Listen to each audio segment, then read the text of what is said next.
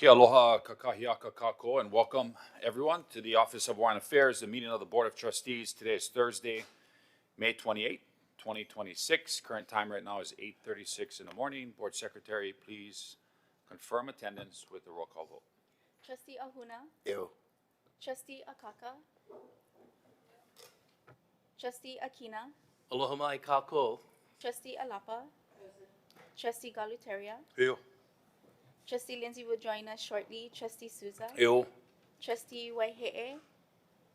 Chair Kahele. Present. You have 7 trustees present. You have quorum. Okay, thanks, trustees. This meeting can be viewed via live stream on OHA's website at www.oha.org/livestream and also on Olelo TV. This time, the chair would like to now call the Chief Operations Officer, Keishawn Kikina, to the table to recognize key staff that are in attendance. Welcome, Keishawn. Aloha Chair, Vice Chair, and Trustees. Aloha mai kako, mahalo nui. This morning we have with us in attendance and in support of this meeting our Investment Director and Interim CFO Ryan Lee, our General Counsel Everett Ota, our Director of OEV Wellbeing and Aina Momona Ku'ike Kamakeo Ohelo, our Director of Education and Culture-Based Learning Ku'ule Anohea Avo Chun, our Director of Communications Bill Brennan, and our Senior IT Systems Engineer and Administrator Kevin Chalk. Mahalo. Okay, thank you so much, Keishawn. And here at the boardroom, we have our Board Secretary, Lehua Itokazu, our Interim Board Chief of Staff, Alina Young. We have Kapono Kiakona, our Board Counsel, as well as numerous trustee secretaries and aides that are here supporting our trustees today. Thank you for everyone for your attendance. Trustees, we have 2 agendas today. The first one that we are taking up right now is the 8:30 a.m. agenda. Following the completion of this agenda, there will be a second agenda that will convene at 11:30 in the morning. And ask for everyone's participation and the ability to maintain quorum for both of our agendas today. Our first item up on the agenda is the approval of minutes. This would be minutes from the May 14, 2026 site visit summary for the Pacific Mesa Range facility at Barking Sands. Lehua, do we have anyone signed up to testify on these minutes? No one is signed up to speak on these minutes. Mr. Chair, Trustee Kina? I move for the acceptance of these minutes. Thank you, Trustee Kina. We have a motion to approve the said minutes. Trustees, do we have discussion? Hearing none, roll call. Trustee Ahuna. Yes.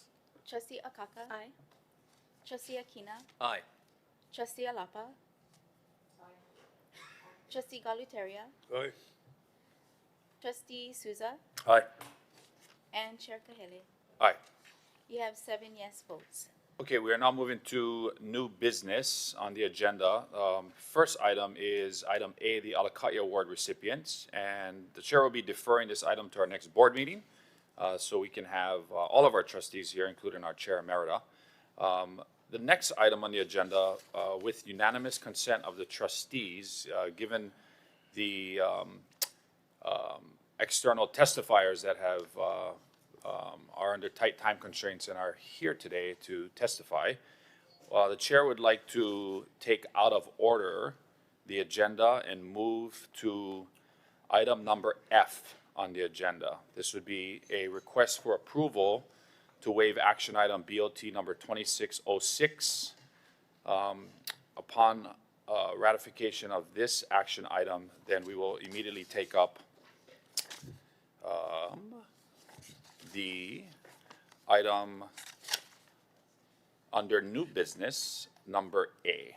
So do we have unanimous consent to take the today's agenda out of order?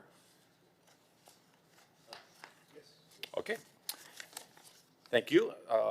So do we have anyone signed up first of all? So on the table, the chair is going to make a motion to request for approval to waive action item BOT 2606. This is for the approval of the use of up to $250,000 to fund a statewide primetime broadcast primary debate and candidate forums for the for the 2026 elections.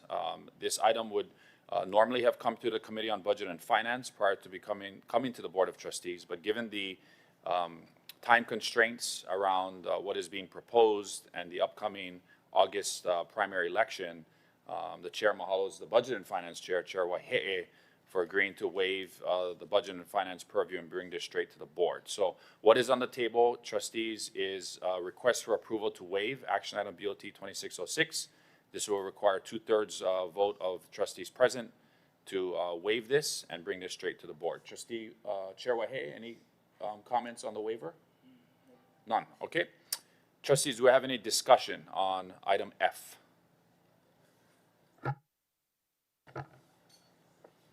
I'd like to know why are we entertaining a primary debate with the congressional districts when I believe we should be focused on our own trustees? It's a great question, and we can talk about that once we waive the Committee on Budget Finance and bring it to the table, and we can bring up that question first and foremost. Do you have a question?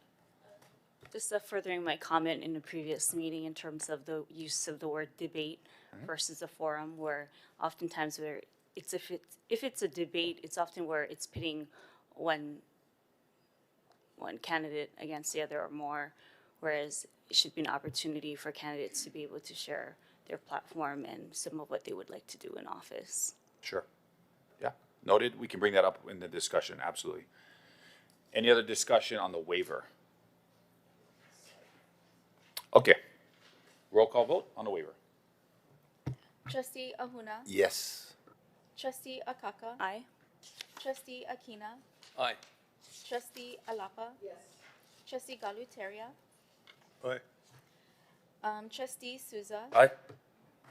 Trustee Waihe'e, Yes. Chair Kahele. Yes. You have 8 yes votes. Okay, thank you, trustees. The item is now waived to the full OHA Board of Trustees. We will now take up new business continued action item A. This is Board of Trustees 2606. It's on page 6 of 7. The chair will make a motion to approve action item BOT 2606. First of all, do we have anyone signed up to speak on this agenda item? Yes. Okay. We have 1 person signed up on this item, Ohana Unity Party. Ohana Unity Party? Okay. Let's recognize the Ohana Unity Party for their public testimony. Aloha trustees, Pikachu, Shelby, Bill here. Aloha guys, good to see you all. Now I did send a testimony in yesterday regarding this to save time. I did expect this to go through the committee first, but like you said, due to time constraints, I understand. Now I do agree with Trustee Alapa that this shouldn't have to do with the congressional districts. $250,000, $250,000 is too much to debate. Even with OHA, I'll debate you guys all for free. You all know I pulled paperwork. And the number one goal is Brickwood Galatiri's numbers, who pulled over 139,000 in the journal and 90 plus in the primary. We got about 14 candidates for OHA trustee at large by itself. I don't think $250 is well spent for us to talk about things about Hawaiian issues when, you know, by sunshine law, we can't address them right here and right now. We can talk about Hawaiian Kingdom all day long, Keapuni Kovaina, allodial title rights, but OHA has about $853 million when I attended the last Budget Finance Committee meeting. And to be honest with all of you, when I looked at all the candidates today for the office election, there's 14 plus me and you guys too, but none of them attend the meetings. They don't attend, so how dare they come in trying to become a trustee when they don't attend your meetings, don't share your intel, don't try to promote it. So I'm very confused of what kind of forum you're going to have that's going to cost $250,000. You can use Olelo TV because you're going to discuss the Kiku TV buyout, which is about, I agree to that, for $172,500 to look into buying a $30 million TV station so you can have the distribution rights, FCC license, broadcasting, same stuff like Olelo's doing, but on a commercial scale. I agree. That sounds a good use of the money. But $250,000 just to debate, and like the other trustees, to have a forum, to have 14 of us or wherever the top 6 is, that to me is a waste of time and energy. Because we could have an informal meeting, we could have an informal dinner, or I can debate you all for free, and you don't got to pay me a single dime. So this is how ironic it sounds to me that you're going to spend $250,000 fresh to make a debate forum for candidates when we can all do it for free. So you guys are going to vote the way you vote, but I disagree with this agenda item 100%, but I do approve of the Kiku TV buyout because I produce on Olelo TV. I'm not sure which one of you trustees have FCC licenses, produces with programming, or any of that stuff, but if that job's going to pay higher than the trustee, then you should hire me for one of those jobs too. And that's all I got to say. I'll let you guys continue with the agenda. I approve of everything else except for this agenda item because I think it's a waste of our money and time. Thank you. Aloha. Thank you, Pikachu. Lehua, anyone else sign up to testify? No one else is signed up to speak. Okay, great. At this time, the chair would like to distribute the action item. Both of these action items, well, at least this action item, is because, and I apologize, because certain staff were in transit from leave and coming back to OHA this week, we really just finished this action item yesterday. So we're dropping this action item on the board table now. Alina is going to distribute it. We're going to take a recess and give you a good 10 minutes to at least read the first part of the action item. Online is Katie Pickman, the general manager for Hawaii News Now. We're going to reconvene at 9 o'clock, 9:05, to give Katie an opportunity to present the Hawaii News Now proposal. And we're in recess.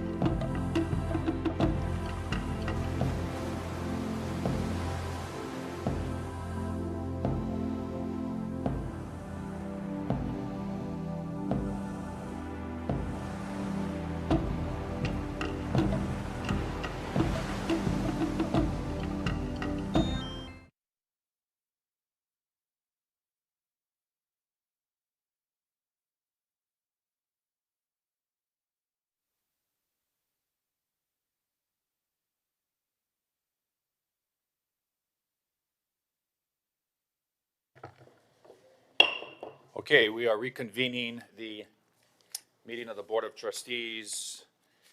We currently have placed on the table an action item for approval. This would be Board of Trustees number 2606. Trustees, you have the action item in front of you. And again, thank you for your understanding and patience as we just finished this action item up yesterday. I will give a brief highlights of the action item, and then I'd like to recognize Katie Pickman with Hawaii's News Now as the general manager to be able to explain the proposal. So, big picture at a macro level. This is an opportunity for the Office of Hawaiian Affairs to do something it has never done. To host exclusively a primetime statewide debate for one of the most important races in the 2026 election at the federal level, which is the race to represent Hawaii's 1st congressional district in Congress, currently represented by Congressman Ed Case.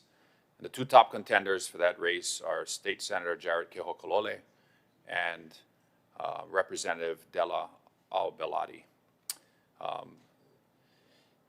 The opportunity for OHA to own, control, and fully fund a statewide primetime broadcast debate across the state of Hawaii is a unique opportunity to elevate the Office of Hawaiian Affairs in front of a statewide audience for a very high-profile race, to allow OHA to elevate major issues that concern our beneficiaries centered around public land trust, ceded lands, military lease lands, astronomy development on Mauna Kea and Haleakala, housing, Native Hawaiian incarceration.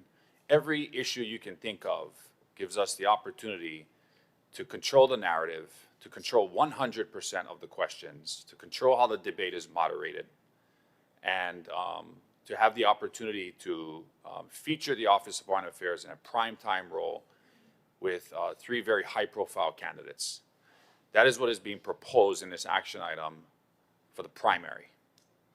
Hawaii News Now has submitted a proposal which you have in front of you, and Katie Pickman will go over that proposal in a few minutes. Along with that proposal is also the production piece of the proposal, which also is included in the action item by Pilina First, and the production head will be Amy Kalili, who will partner with Hawaii News Now to pull this off on Monday, July 20th, prime time at 6:30 in the evening on Hawaii News Now and all of their networks. There will be extensive pre-production that will lead into debate, and I have, full confidence that this will be watched by many, many people statewide as they decide on whether or not to send Congressman Ed Case back to Congress in the upcoming session, or if the state is ready and the 1st Congressional District is ready to give another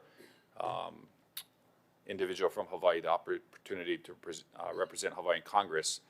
And giving these candidates an opportunity to express their views on critical issues that concern Native Hawaiians, especially at the federal level, as Native Hawaiian programs and our institutions are currently under assault by the federal government, gives us an opportunity to elevate these issues at a statewide level. The proposal also includes the opportunity to elevate the OHA races. As we all know, the OHA candidate races represent the highest, I guess you could say, unfilled ballot. It has the highest blank votes in the state. And there's various reasons for that. The reality is today everyone can vote for OHA. OHA trustees are elected to statewide office. The only other offices that carry that same weight are the office of the governor, the lieutenant governor, and our 2 United States senators. So OHA trustees represent the people of Hawaii at a statewide level. And the opportunity this year, where we have 5 of our 9 trustees are up for re-election, the Oʻahu seat, the Maui seat, and the 3 at-large seats give us an opportunity after the primary election, in the general election, to have OHA candidate forums for the Oʻahu, Maui, and the 3 at-large races, the 3 at-large seats. Of course, that will depend on whether or not these particular races and the candidates running can secure their seats in the August primary by winning 50% plus 1 vote. If that does not happen, then those races will go to the general, and this is an opportunity to educate the state on the OHA races, the candidates that want to sit in these seats, the incumbents that are asking for another 4-year term, and to speak to issues that are very important to the Native Hawaiian community. So this is an opportunity for OHA to elevate itself in the 2026 elections. I hope this is something that is perpetual, that we continue to do every election cycle. This is not the only way that we're going to take a proactive role in the 2026 election, and our comms director, Bill Brennan, can talk about other things that we will be doing through Kalaeuila and other opportunities. But first and foremost is what is in front of us is this action item.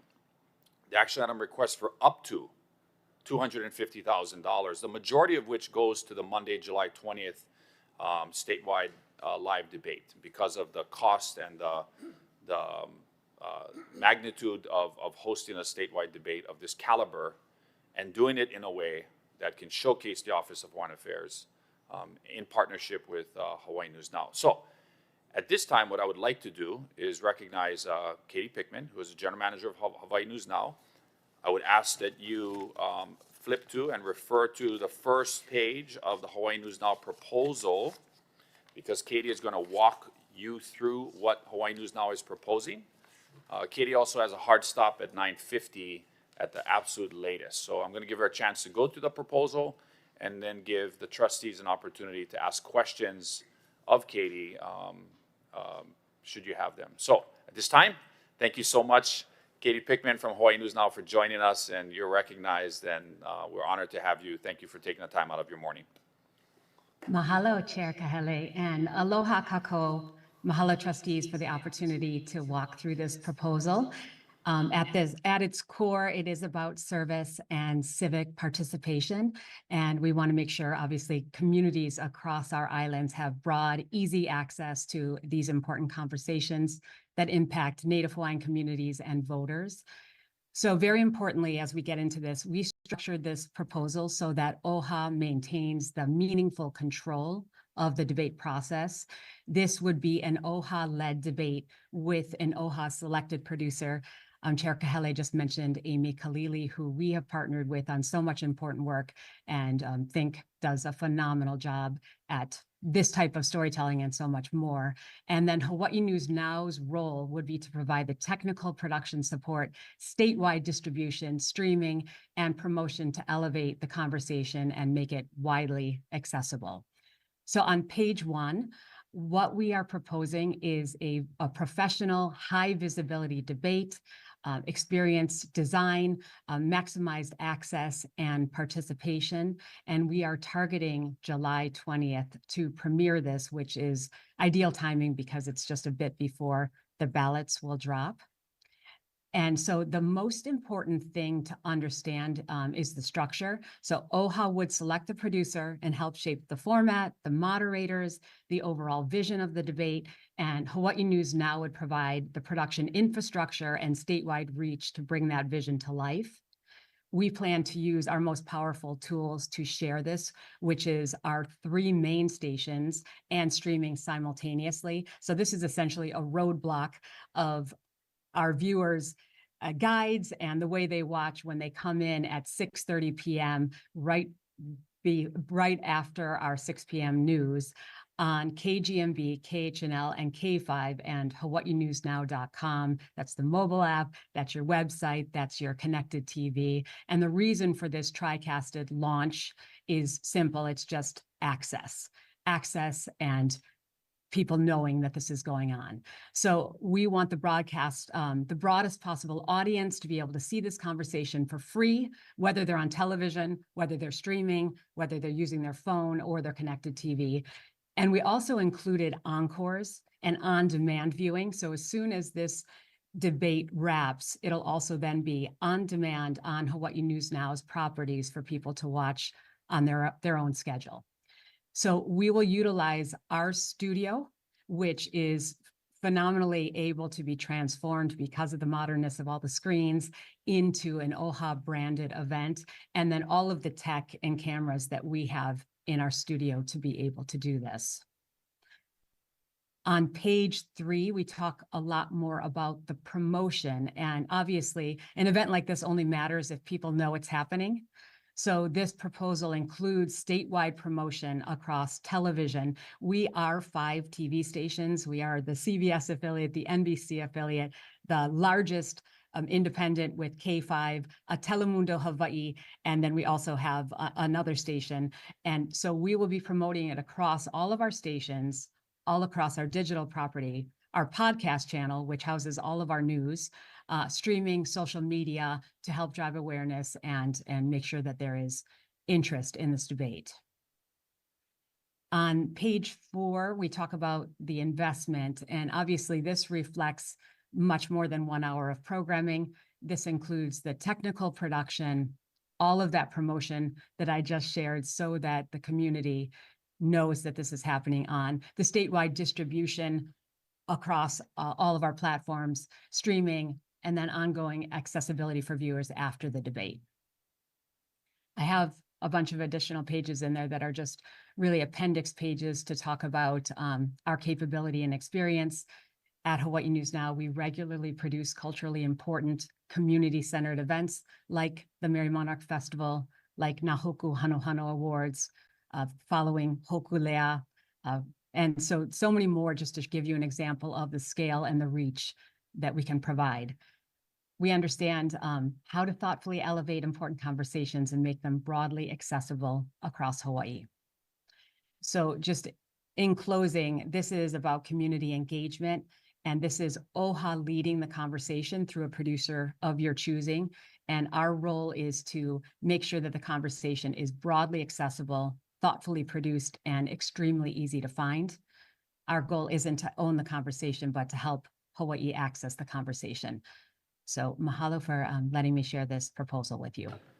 Thank you so much, Katie. And before going to trustee questions, there's a couple of things I just wanted to also highlight. The date of Monday, July 20th is just before we anticipate ballots, absentee mail ballots to drop, which would be the week of the 20th of July. This week in Hawaii is actually a really interesting week for Native Hawaiians because it is also when the Hawaiian Council Convention will kick off at the Blaisdell on Tuesday. And at the culmination of that week is also the Hawaiian Council's statewide broadcasting on Hawaii News Now, I'll also say, of Keiki which Hawaiian Council now, working with the Kalihi Palama settlement organization, runs Keiki as well. So you anchor this statewide high visibility debate with 3 outstanding candidates, followed by the Hawaiian Convention, followed by Keiki and that's a great week for Kanaka across the state with OHA leading the way.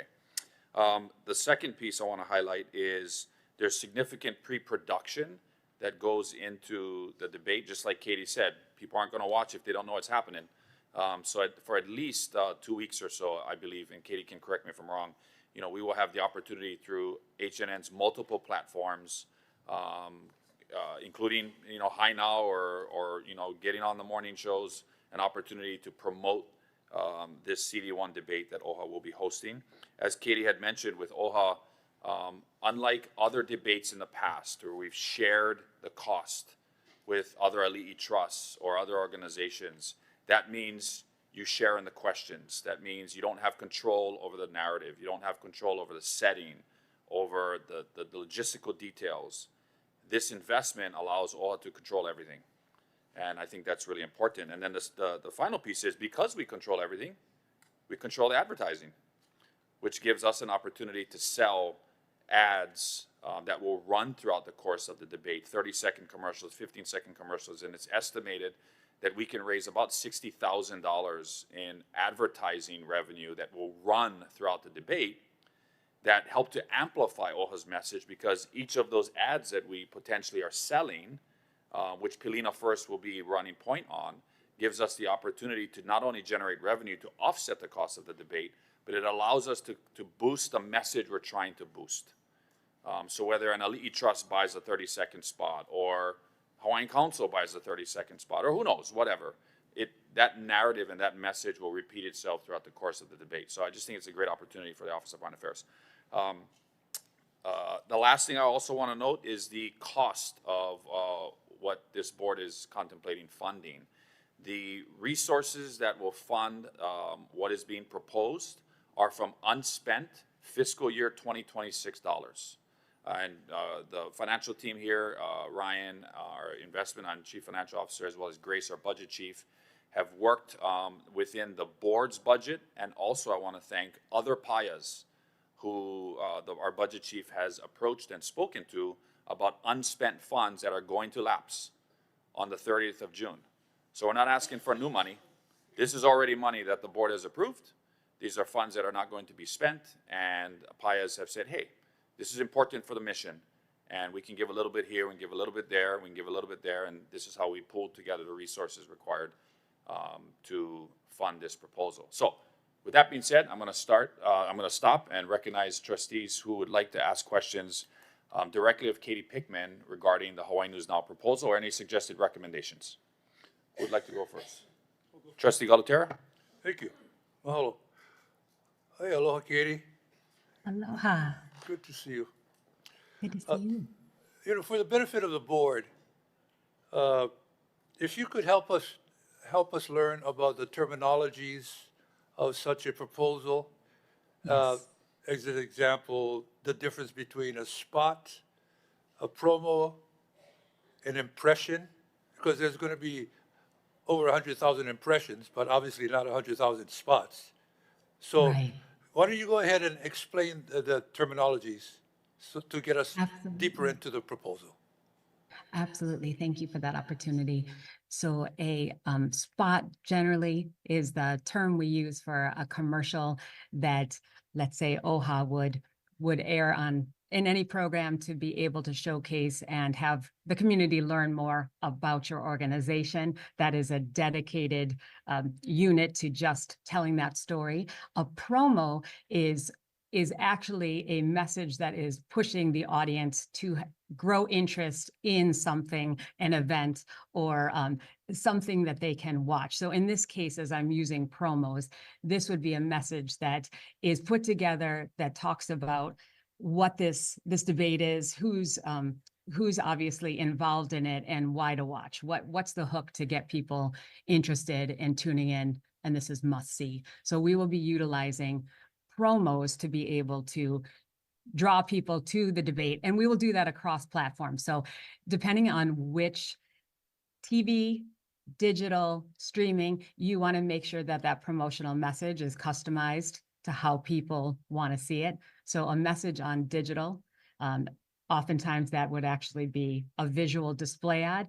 That'll have the opportunity to be able to click through and learn more. But on TV, you're going to have a 30-second message that is a strong reason why to watch the event and when it's happening. And what about impression? What Yes. is an impression? So, impressions are a view. So that is an individual who is getting to see that promotion for the event. So you might have, excuse me, one promo that airs, but if it airs in the 5 p.m. news on KGMB, it's going to have a lot of impressions because at that time, about 6% of the community might be watching that show at that time. So you're going to get a lot of impressions with just that one promotional message airing. And that is the reason why, to your point, there won't be 100,000 promotions that air, but each one of those promotions, because they're going to be happening on platforms that are broadly viewed, they gain a lot of impressions at once. Well, thank you for the clarity. Mahalo, Chair. Thank you, Trustee Galateria. Trustees, questions of Katie Pickman. Trustee Aquino. Thank you, Chair. Katie, aloha, and thank you for putting together the proposal. Absolutely. I'm trustee Kalaeuila Akina. Just a few questions, as this is a business proposition, and today's the first time I've seen the proposal. How would you assess your competition in the market for political advertising and viewership during the campaigns? Well, I would say I will focus on what we at Hawaii News Now provide, and we are the largest media company in Hawaii, and how you can see that is just by the actual audience that we provide or are able to have with all of the different programming that we have. So we are obviously a multimedia organization. We are 5 television stations with KGMB, KHNL, K5, Telemundo Hawaii, and Antenna TV. And then for HawaiiNewsNow.com, on average, we have 3 million unique visitors who come to our digital properties every month. That is obviously more than all of the people who reside in our islands, but it is a demonstration of the type of audience that comes to our platforms. Our social media, you can put all the other media companies' social media together, and our numbers of reach are larger than all of those combined. So in a time politically when it is important to get your message out, there is no stronger tool than Hawaii News Now, utilizing our television, digital, and social platforms to reach the broadest audience possible. Are there niches that your competitors reach that are difficult for Hawaii News Now to reach? And at the same time, are there niches that HNN reaches that your competitors don't? I would say that we've worked very hard to reach the broadest audience in Hawaii possible, and how we do that is a real commitment to creating lots of original content that appeals to all of these different audiences. We have spent a particular amount of focus reaching our Native Hawaiian community, and that is evidenced by the cultural programming that we invest in and share with the community. As I mentioned earlier, we are proud home of the Merry Monarch Festival, the Nā Hanu Awards, Keiki Hula, following Hokulea's voyage. And so that is one community that we are extremely proud to have relevant, regular content. And then we have more news on our 3 stations, our 3 main stations, KGMB, KHNL, and K5, than any other media company here, which also brings in a very large, broad audience. So I know this sounds a little not as humble as maybe it should, but I don't think there is an audience that we struggle to reach that our competitors more easily reach. And what about your costs, Katie? How would you compare cost and value to your competitors? I absolutely believe in making fair and easy access for our partners. And so we tailor things to the partner that we're working with. And it's not about going out with just this is what it costs. It's learning what is the goal, who are we trying to reach, and putting together the fairest proposal with all of those things in mind. So we are very fair and competitively priced. Thank you very much, Katie. Thanks for all those questions, Trustee Kina. Trustees, questions for Katie? Going once. Going Trustee Akaka. Hi, aloha Katie. Mahalo for joining us today, and mahalo for this proposal. I had shared earlier when we were speaking about the waiver from committee to the board in terms of the style of this platform, that it be provided in a forum versus a debate platform, as I believe that would be more conducive to welcoming candidates in terms of them being able to share their platform, their vision, and some of their interests and intents in being a part of the Office of Foreign Affairs. So I would like to hear more from you in terms of how that could be possible versus a debate forum. Absolutely. And this was a conversation when Chair Kahele initially started to talk about this possibility was which format would be the best for doing this. And then also talking about other types of conversations that are going to be happening publicly during that time. We utilize a lot of tools within our Hawaii News Now ecosystem, like Spotlight Now with Youngji Denise and Ryan Kalei Suji, where we have more of that forum type conversation and plan to with these types of different races that are happening.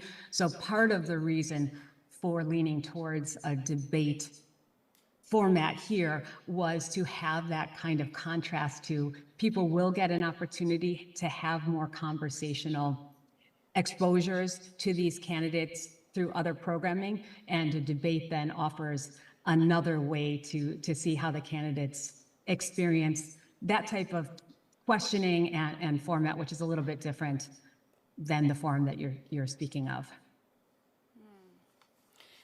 And if it were to be limited just to candidates of the Office of Foreign Affairs, or for it to be open to the second congressional, to be the first and the second congressional district races, or even if it were to be open to all levels of government, how would you see that this would be similar or different? I'm sorry, I'm just having a little trouble hearing for some reason. The mic's a little bit lower, but I think I understand your question, that you're asking how this would be different in just style of debate versus forum?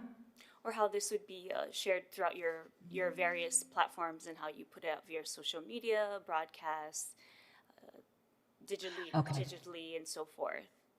Yeah, absolutely.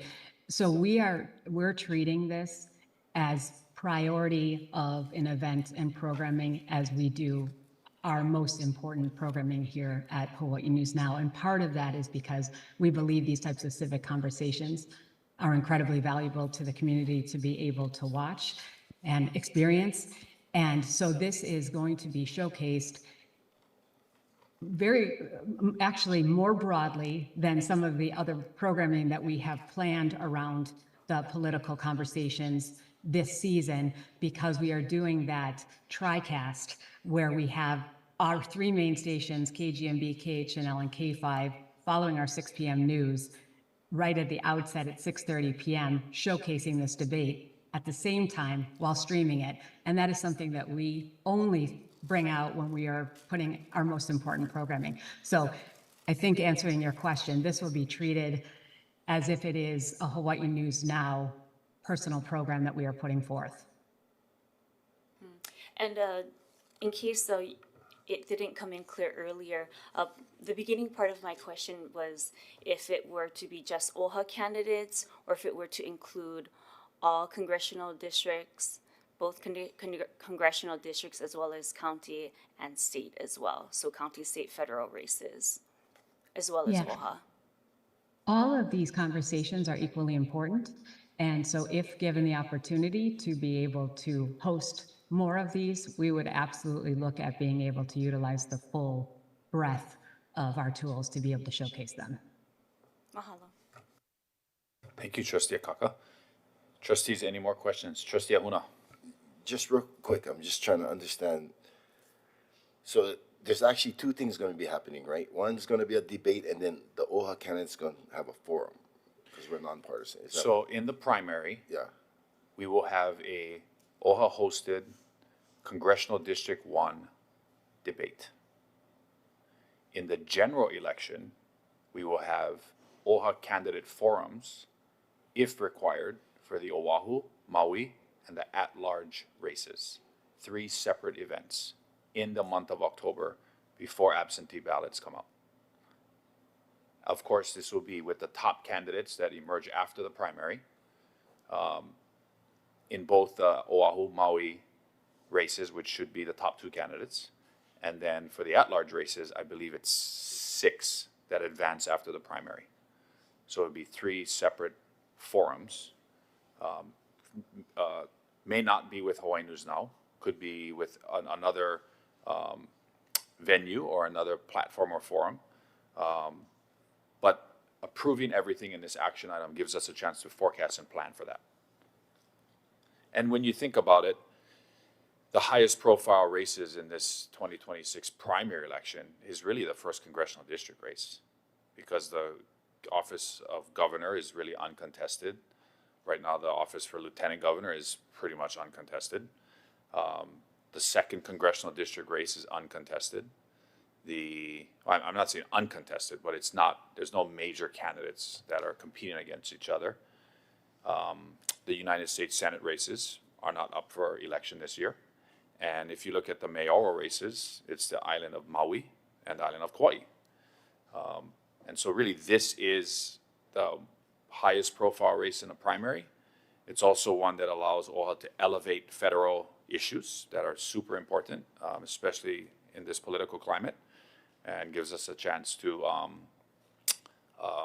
feature, I think, 3 outstanding candidates, both Congressman Case, who's represented the 1st Congressional since 2018, and of course has previously served in Congress, and then also Senator Kehokolole, who's running, as well as Representative Belatti, who's almost got 2 decades in the House of Representatives. So a chance for 3 very thoughtful candidates to make their best pitches to the people of Hawaii, centered around Native Hawaiian issues. And we get an opportunity to control every single one of those questions. And I actually look forward to every trustee at this table to help those questions, help put that together, help the pre-production piece, be part of morning shows, high nows, whatever it takes for us to get the word out. I would encourage every single one of us to be a part of that, and I want to plug every one of you into that should you decide to want to participate in the pre-production. Does that answer your question, Trustee Hona? Yes. Okay. Any other questions for Katie? Okay, great. Hearing none. Katie Pickman, thank you so much for your time, and we really appreciate it and everything you do at Hawaii News Now. Appreciate your time with us this morning. Mahalo, trustees. Thank you. Have a great day.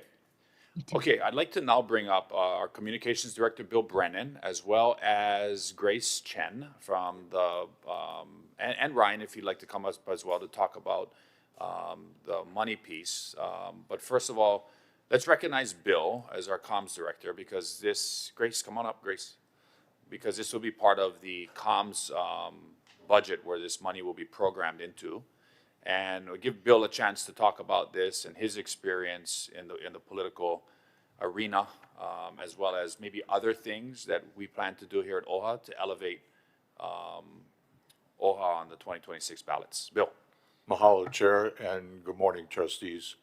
I'm really excited when I hear talk like this, because political debate, election coverage, candidate forums,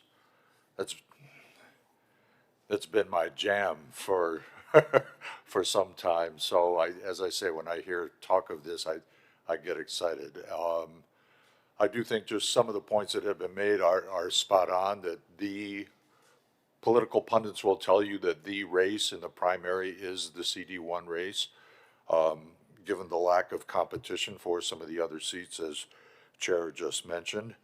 I think if ever there was a time for OHA to be involved in a federal election contest, this is it, given all the threats and cuts and assaults, as Chair mentioned earlier, on funding for Native Hawaiian programs in education, in housing, in healthcare.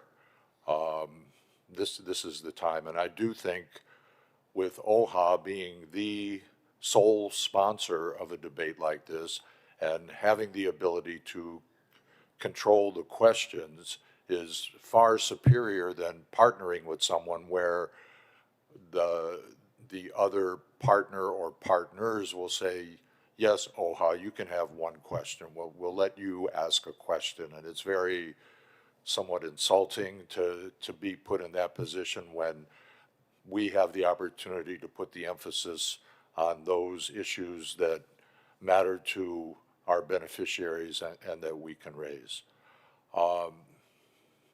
So yes, I hope everyone goes along with this, and I look forward to the opportunity. I think this is a big deal, and it gives us an opportunity to shine and elevate the organization's presence in these kinds of matters. Real quickly, though, I just want to say that the races for OHA trustees are equally important, maybe perhaps more so to some of our beneficiaries. And toward that end,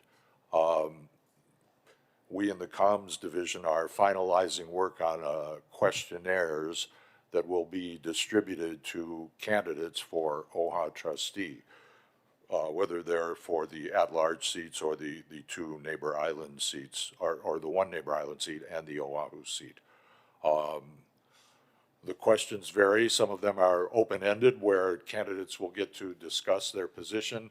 Others, in the interest of space, because a newspaper is defined by space, unlike television, which is more defined by time.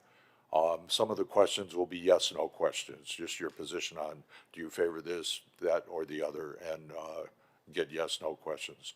Also, comms will be working with our advocacy PIA on get out the vote campaigns or voter registration campaigns. We haven't really got into that discussion just yet.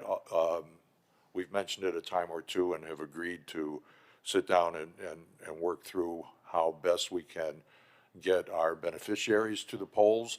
But, you know, I mean, all this, getting to the polls, you want informed voters to get to the polls. And so I think the debates and the forums that are planned, in addition to the work we are doing in Kalaeuila and with advocacy as far as getting people registered to vote and to the polls to vote, or to fill out their mail-in ballots, as the case may be, is what we have planned. So I just want to put that out there as the work that we're involved in, and this is the season, you know. I mean, it's almost time for candidates to file their papers. The deadline's coming up, I think, early next week, and we'll know then who's running for what, and take it from there. And then from June 2nd through November 3rd, it's go time. And so I think this, as I say, I get excited about this stuff, and I think it's very important for OHA and our beneficiaries. So mahalo for that time, Chair. Yeah. Thanks, appreciate it, Bill. Let's go to Grace, who can talk about the important part, which is the money. Yes. Aloha, good morning, trustees. As to the $250,000 required for this project, I'm happy to announce that I've held face-to-face in-person meetings to confirm the availability of these funds, that they will be unspent and can be repurposed for the BOT needs. Of the in the table that's on page 4, you'll see that there will be $100,000 surplus from the BOT budget, of which $60,000 comes from the travel funds. That is, that of the money budgeted in the travel, we anticipate that on June 30th that there should be at least $60,000, and therefore we're taking that out. Just keep in mind that we are holding some reserve in case our projections are understated, but 60,000 is a conservative figure. 60,000 to travel, the others from the BOT's office is 40,000, totaling 100,000. From the advocacy program, 30,000 from compliance enforcement, that a contracted hydrologist contract that was initiated but will not be implemented this year. Then also we have surplus from operations. The dole parking, we successfully transitioned to all staff on site, therefore the dole parking is no longer needed. We also have surplus in office rent, and then also the printer supplies. Again, I've talked to the managers, the directors, the staff members, and they've all confirmed that these are available. On another note, the total of these of the fiscal 26 comes out to $228,500. Then I also approached the SNI director, Elena Farden, that she has currently in PR that you'll be seeing, that Chair will be seeing shortly. They have a request to encumber $210,000 for the dashboard.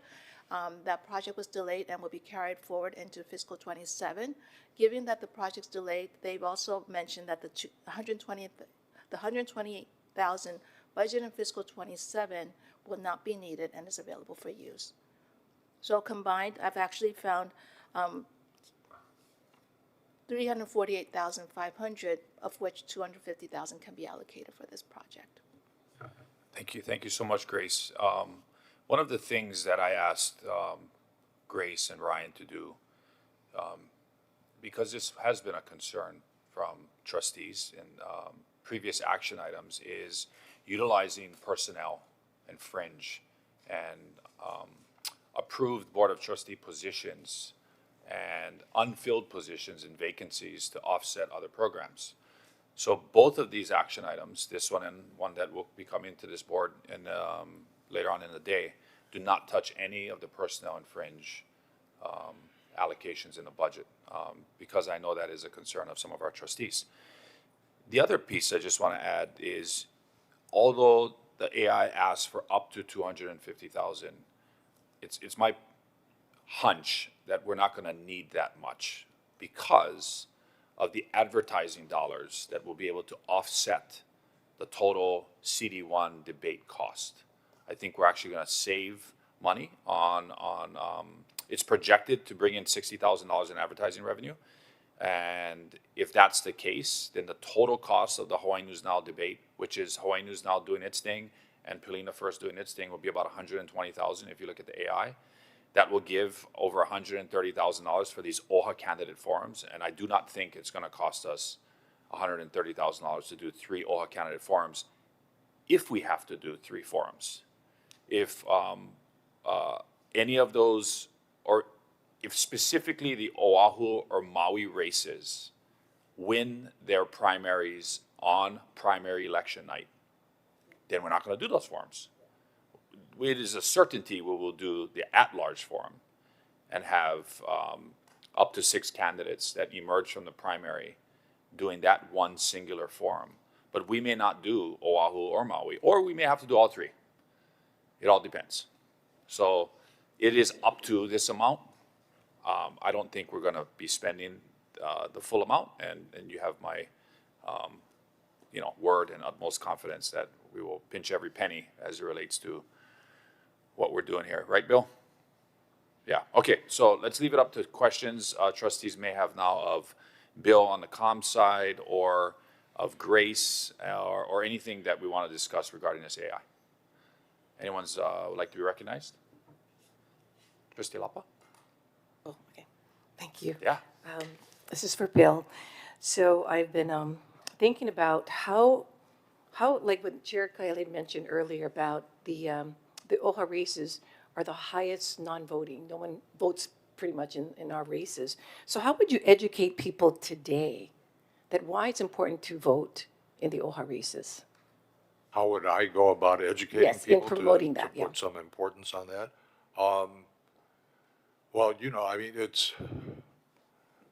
I think there's 2 sides to that coin. I think there are some Native Hawaiians who believe that non-Native Hawaiians should not vote in an OHA race.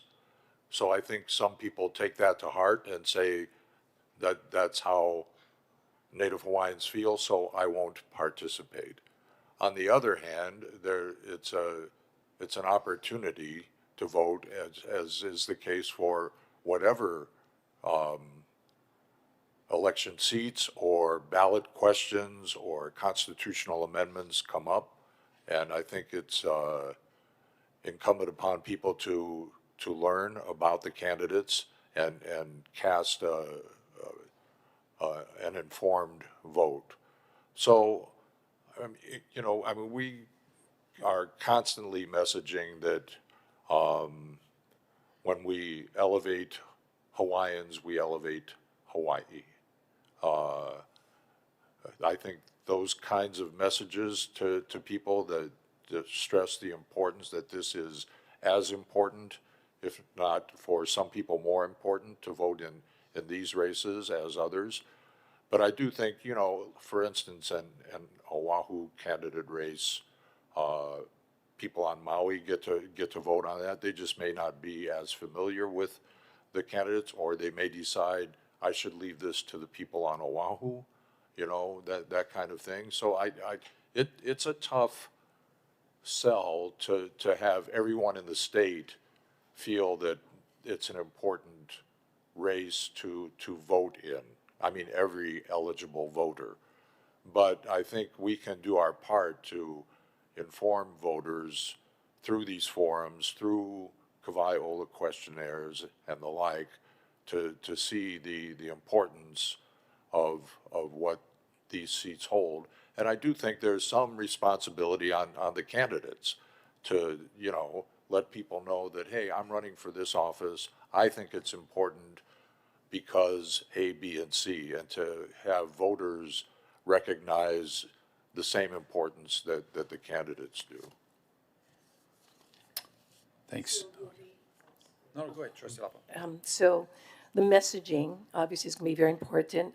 I don't think we should only rely just on the debates alone, naturally. It will help, but I'm just wondering if we're going to take time in this, to have this debate, to have the forums, and to have the commercial aspect of it, and how we're going to be able to get, again, back to that messaging that everyone can vote and support our kuleana. Well, you know, I as I say, I think it's something that the Office of Elections, there's some sort of, you know, occasionally like voter apathy for every race, for every, you know, whether you're voting for governor or mayor of your island or county or OHA races, turnout has been low, and it's low in these non-presidential election years. It's lower in the primary usually than it is in the general election. So I think it's a task that everyone involved in elections faces and grapples with as to how do we turn this around? How do we get more people to vote? And so, you know, the move to mail-in balloting, I think, was looked at as part of making voting easier for people to do, and that would drive up participation. I don't know that that's panned out here in Hawaii just yet, you know. And there's the question about, you know, what they now call voter service centers, the polls that people go to where you cast your ballot in person, and the lines that form on election day. Some people just prefer to vote that way. If election day is November 3rd, I don't want to mail in a ballot on October 20th because, you know, I'm used to going to a poll and signing in and pulling the curtain behind me and casting my ballot. So I think there's, as I say, I think it's a wider issue than just OHA and turnout for OHA races. Yeah. Thank you. Trustee Kino. Thank you, Chair. Chair, is there someone who can address the procurement issues that may be involved here? Is this a single source contract, or is there a protocol for procurement that has been looked at with regard to engaging Hawaii News Now? It's a great question. So under the state procurement laws, media is an exempt procurement category. So there is no procurement that applies to media. Okay. Thank you. We can call Chris from procurement over if you want to get it from the horse's mouth, but we did vet that with Chris, and I'm confident in that. So it's been vetted? Yes. Thank you. Yes. Trustee Akaka. Mahalo. This question for our comms director.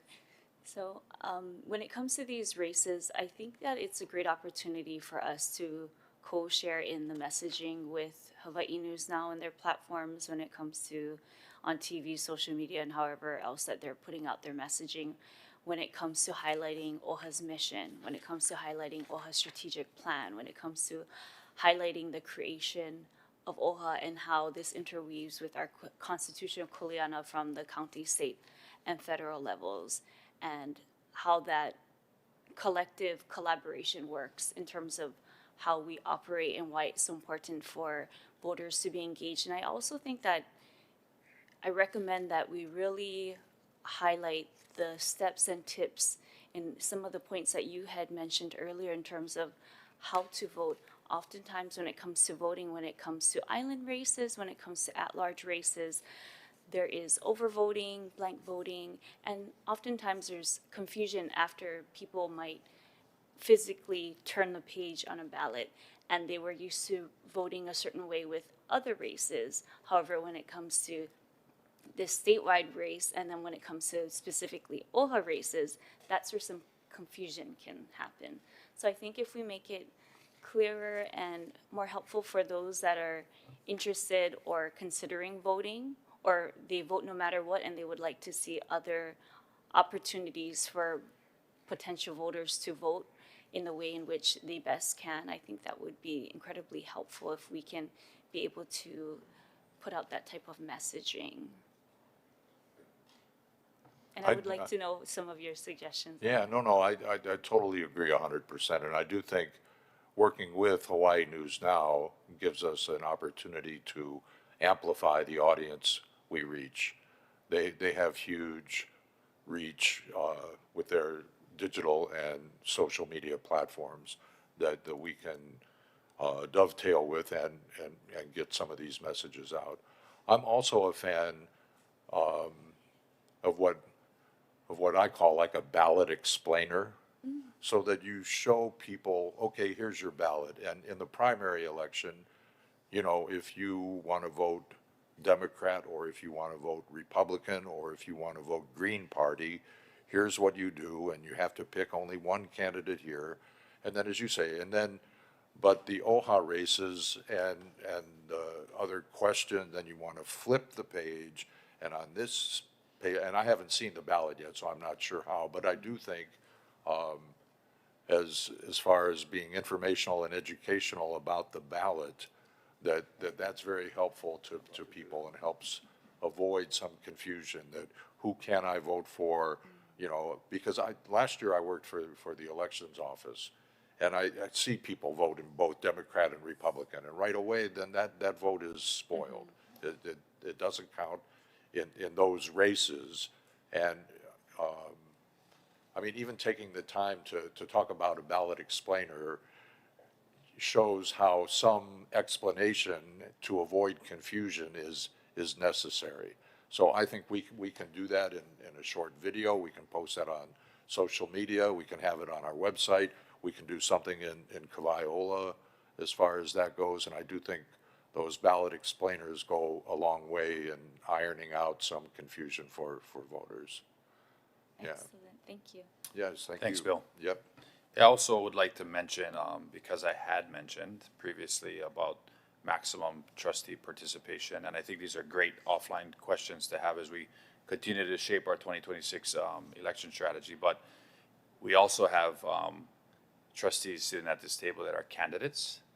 And as you well know, there is both Hawaii revised statutes and campaign spending commission blackout dates, and you know, you might call it electioneering communication periods, where from the moment you file your candidate papers until the election, there's rules that outline what you can and can't do. For the other four of us that are sitting at this table that are not up for election this year, we can participate fully in what is being proposed. So just wanted to make mention that. And then just to clarify for Trustee Akina, so I have the right verbiage. Broadcast time on a specific TV radio station is exempt from the state procurement code, per Chris.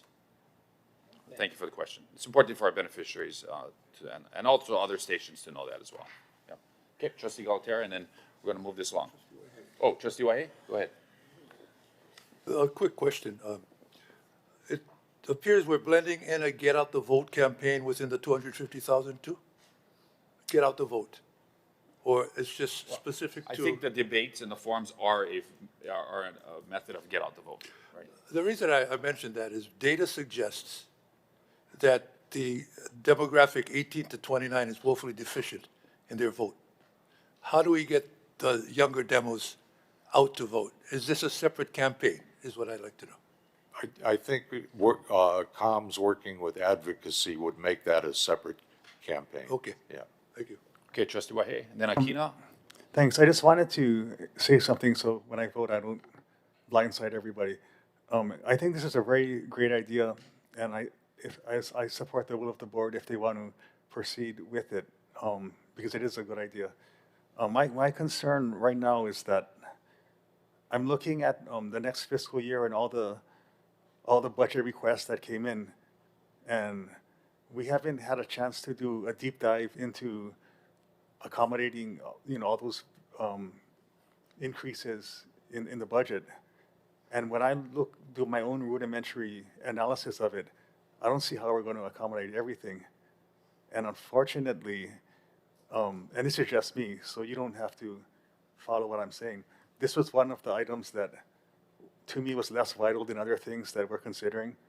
And I'm not as eager to spend all the money in the current budget because, if it lapses, it becomes available to carry over in the next fiscal year. And I feel like we're going to need more money in the next fiscal year.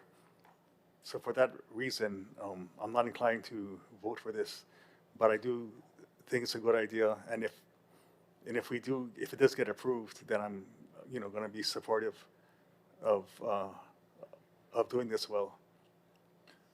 Thanks, Trustee Wahe. And, I'll just note that, so the AI asked for 250,000. I have a feeling it's going to be less. Grace has also identified an excess of 345,000, right?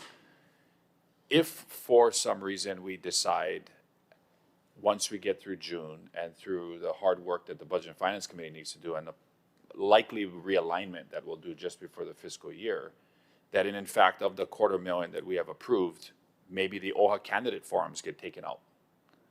And all we do is the Hawaii News Now CD1 primetime debate to amplify that message. We can adjust as necessary too, and I'm open to that. What I'm saying is from today, this debate is in 53 days. And to pull this production off to the highest standard that we want to exemplify to the people of Hawaii, that OHA stands for, that I believe everyone here represents, we got to get moving. So that would be my response. And Sorry, how much would it be just for? 120. 120 just for the? Yep.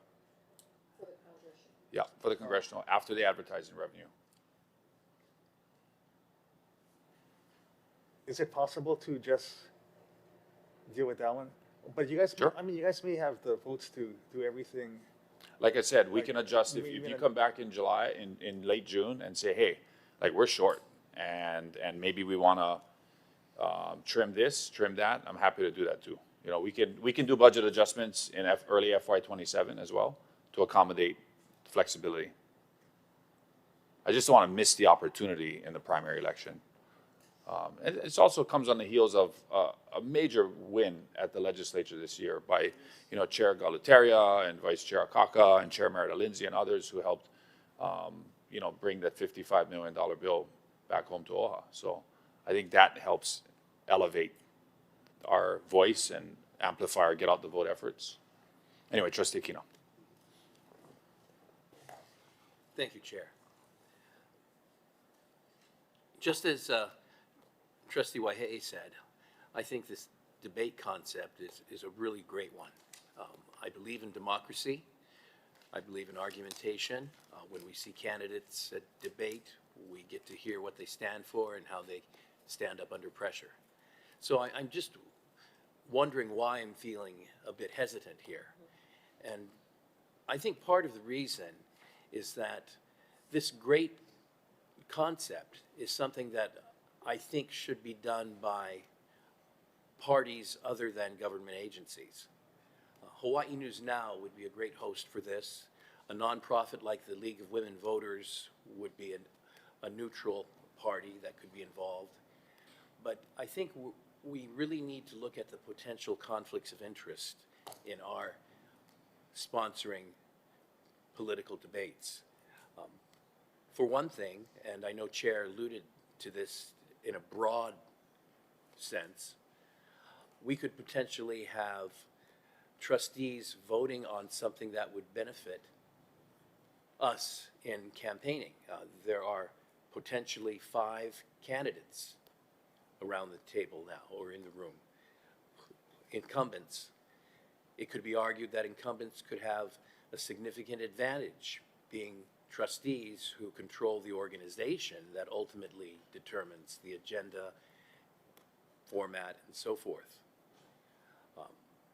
I think we really need to look at the potential conflicts of interest, both in the trustee debate and also in the congressional debate, issues of political partisanship and so forth.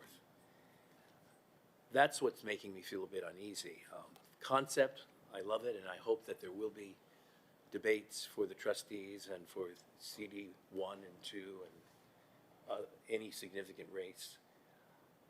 But I'm not sure that OHA, as a state government agency run by candidates, should be involved in this. It could be something that gives the appearance of self-dealing. Thanks, Trustee Kina. You know, this is not novel for OHA. A matter of fact, on July 2nd, 2018, the Office of Hawaiian Affairs, partnering with Kamehameha Schools, hosted a super debate for the offices of Congressional District 2, Governor and Lieutenant Governor, statewide. We committed trust resources to that. We partnered with another LEE trust on that. It reached 2 million viewers statewide, and it had the opportunity to amplify the Native Hawaiian voices across the state. So this isn't anything new that this board has done, and I think it's consistent with what we've done in the past. Trustee Akaka. Mahalo, and I appreciate the sentiment and mana'o shared by Trustee John Waihe for budget and finance purposes. I would be interested in knowing, and I think I heard, was it 120,000 if it were just the congressional race that was highlighted? What would it look like if it was just the OHA races? Would it be 130,000, or what would that figure be? Or if you take in the account of possible ad revenue and so forth, how possibly high or low would that be if it was just OHA? The OHA races in the general election, which I think will be a different format.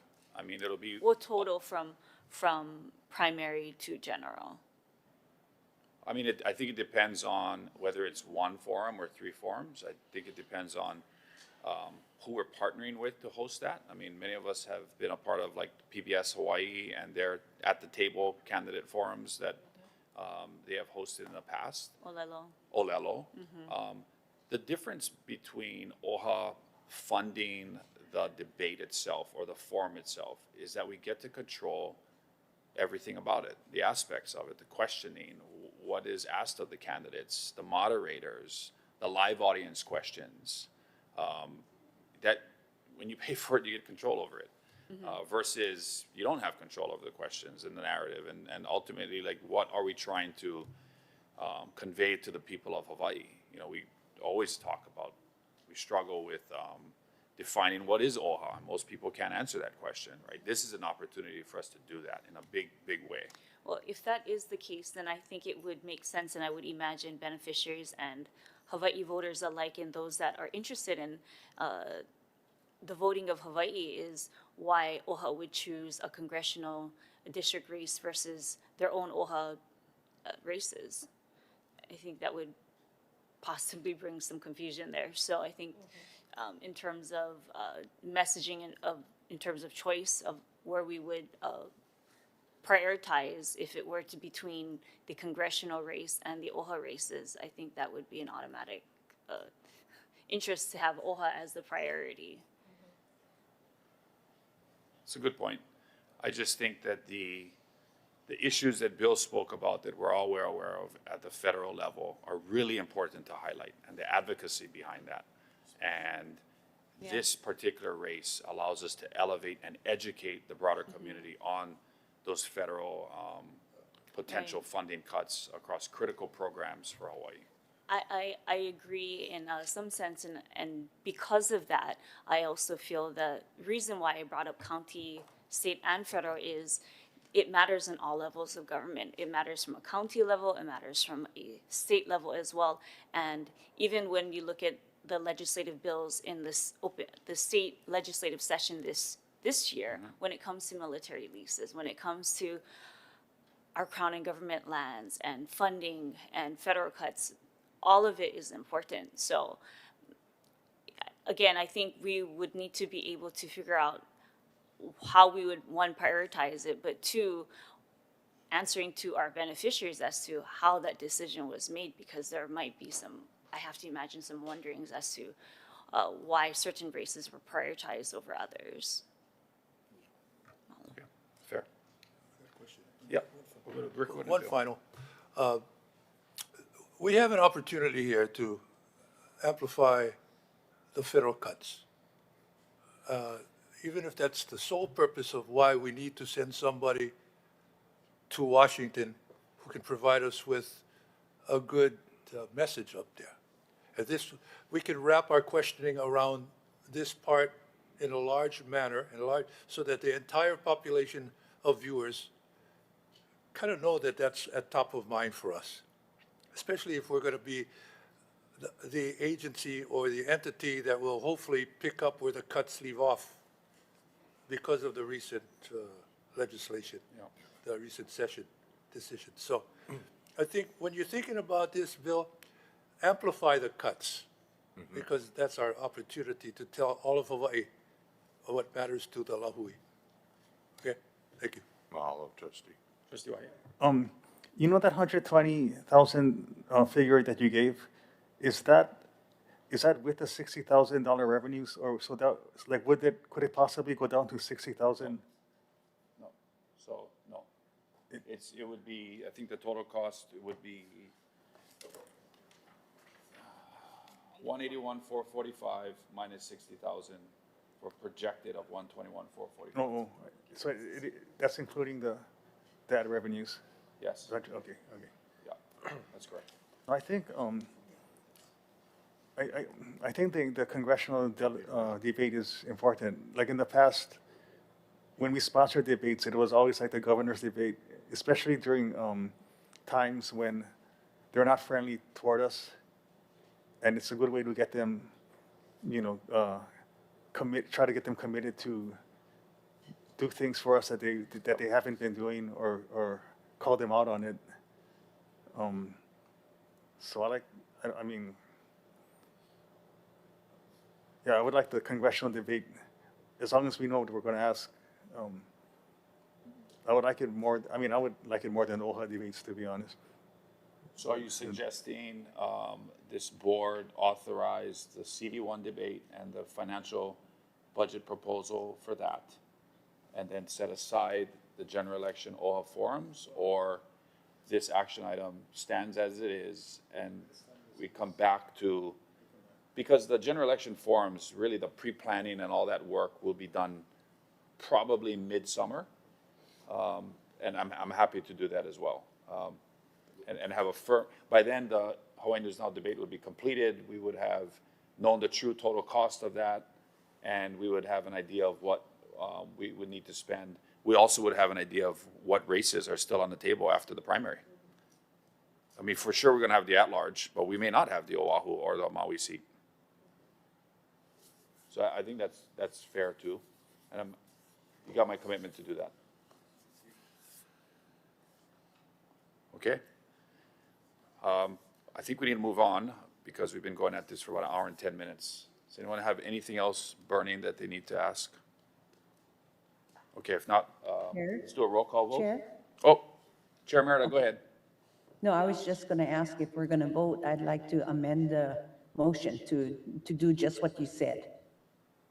I'd like to approve the congressional based on the figures that you shared with the board. And we'll look at it after the primary as to what we should consider for the general. I'm in support of that. Fine with that. I'm in support of that. Can that be put on the board so we can, on the screen, so that could be looked at? Because we have the printed, well, we do, I don't know if it was sent to our Maui trustee, but if this file could be sent to her and then. It was sent to her. It was? Okay. Okay. Then, let's see. So, You want me to withdraw the motion and make a new motion? Okay, all right. So Chair makes a motion to withdraw the motion on the table, which was a request, Well,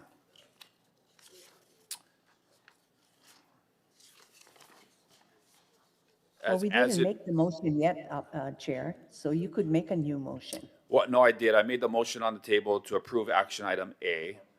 So I'm gonna withdraw that, and I'm gonna make a new motion to approve action item Board of Trustees 2606 as amended, which would approve the use of up to $181,445 to fund a statewide primetime broadcast primary debate.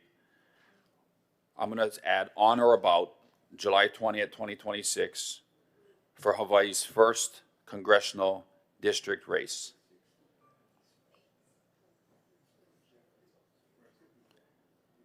From the Committee on Budget and Finance to the Board of Trustees pursuant to Office of Foreign Affairs Board of Trustees bylaws, September 4th, 2025, Article 8, Section M.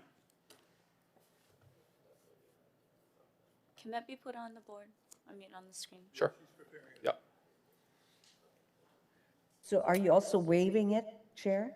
Yes, From Chair. the board, We already, from BNF? we already waived it from BNF before you logged on. And so Okay. it's already waived, I and apologize. this will be the amended Motion. action item.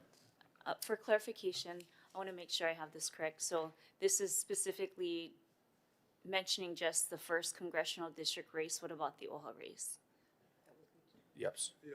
Taking out the OHA races. As Chair Emerita suggested, we'll come back after the primary and Yes. do that.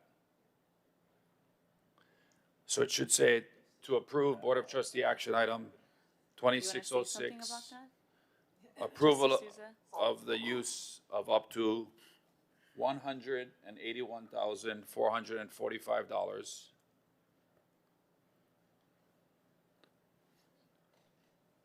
Whoever's Can't we typing. leave it to 128 and assume that the 60,000 will come in for this purpose? No, I don't think we should do that because it's an estimated amount, and I think we need the full budgeted amount for it.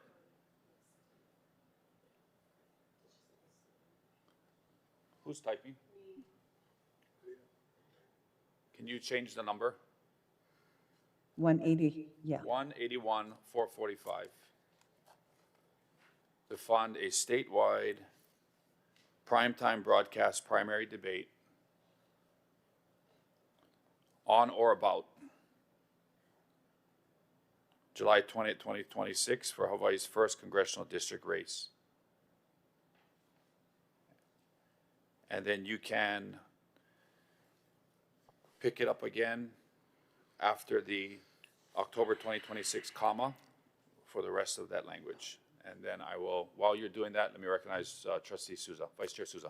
Hello, Mr. Chair. I don't know if I support coming back. I believe we should include the OHA trustee races in this action item to keep the original action item. We had a whole conversation on shining light on the importance of voting for OHA and educating our constituents on why you should be voting for OHA.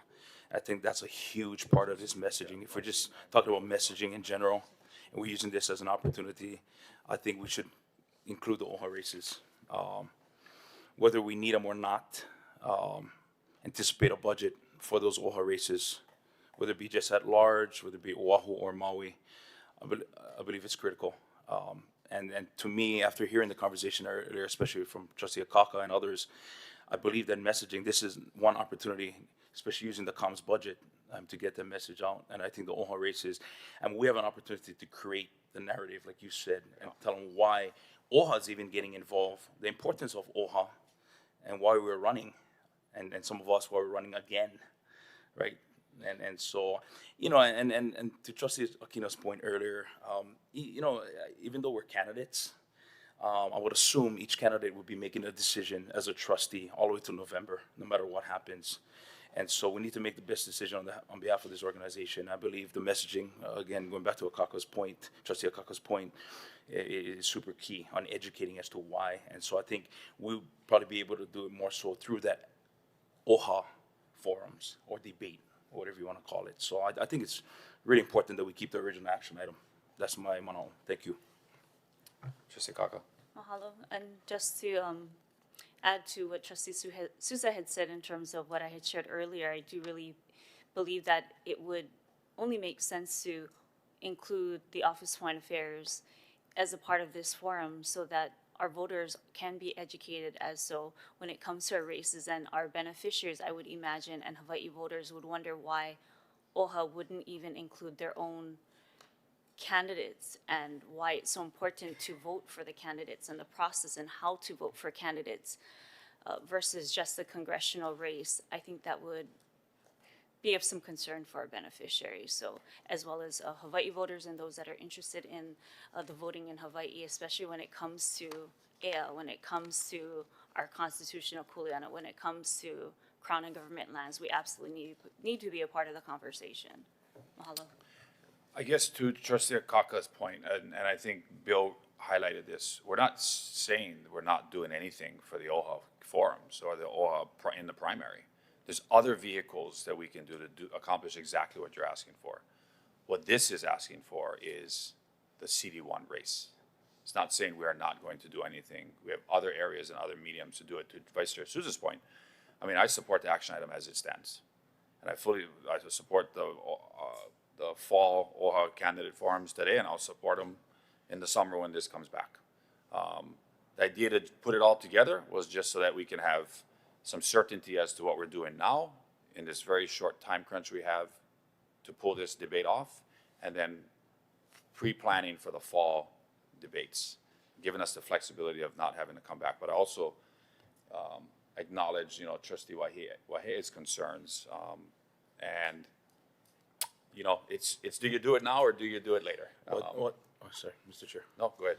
If I may follow up, I think it's important to do it now because we're talking budget alignments, talking fiscal years. To Trustee Wahea's point, I think we should be anticipating, future investments, and so I believe it's important to keep it on there now. That's just my mano.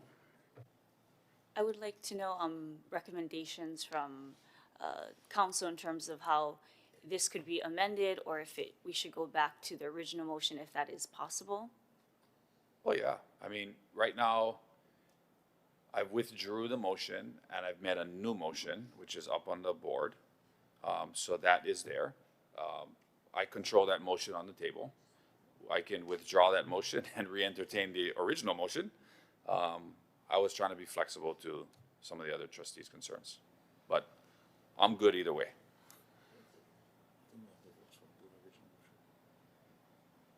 How about we do that? How about we go with the original motion first? If that is not successful, we can fall back to this. Okay.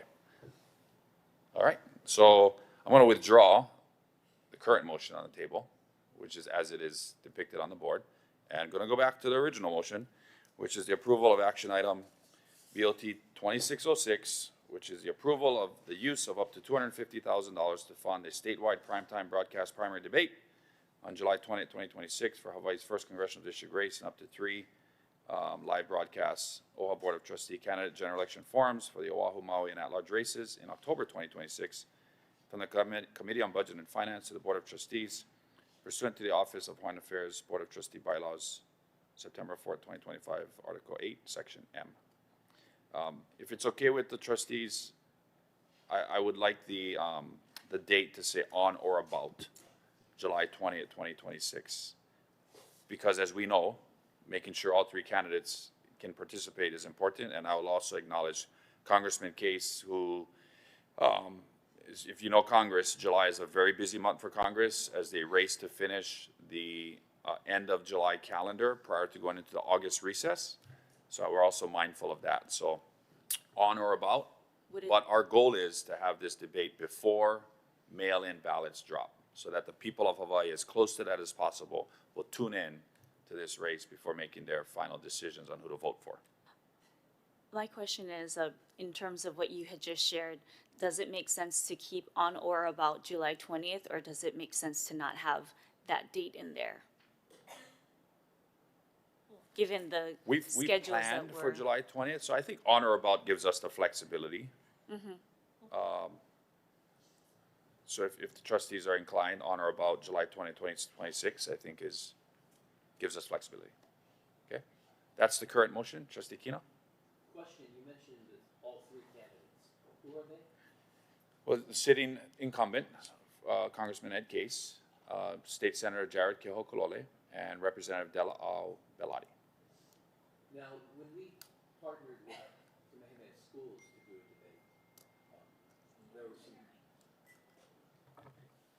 When we partnered OHA with Kamehameha Schools to do a debate on television, there was only one party represented in the primary. Correct. And there was some concern about that. The station later on did some kind of forum in a fairly low viewership time and venue for other parties. Are we going forward with a debate in a primary that involves only one party? Yes. Could that be seen as partisan? Sure. In which case, I would think that wouldn't be appropriate for us as a nonpartisan government agency. Yeah. And could be subject to certain liabilities. I've not vetted this with any agency, but I'd be concerned in terms of its appearance of nonpartisanship. Trustee Kaka? Mahalo. In terms of what Trustee Akina is stating, and including some of my mentions earlier when it comes to just this congressional race and not including the other congressional race as well, would it then be possible to accommodate where both congressional races are given the same opportunity and divide up the time and resources to have both congressional races a part of this? That's not what I'm proposing right now.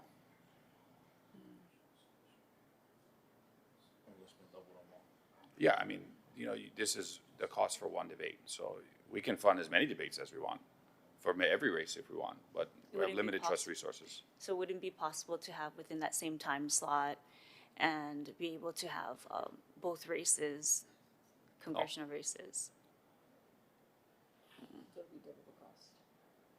Oh, for sure. Trustee Kino?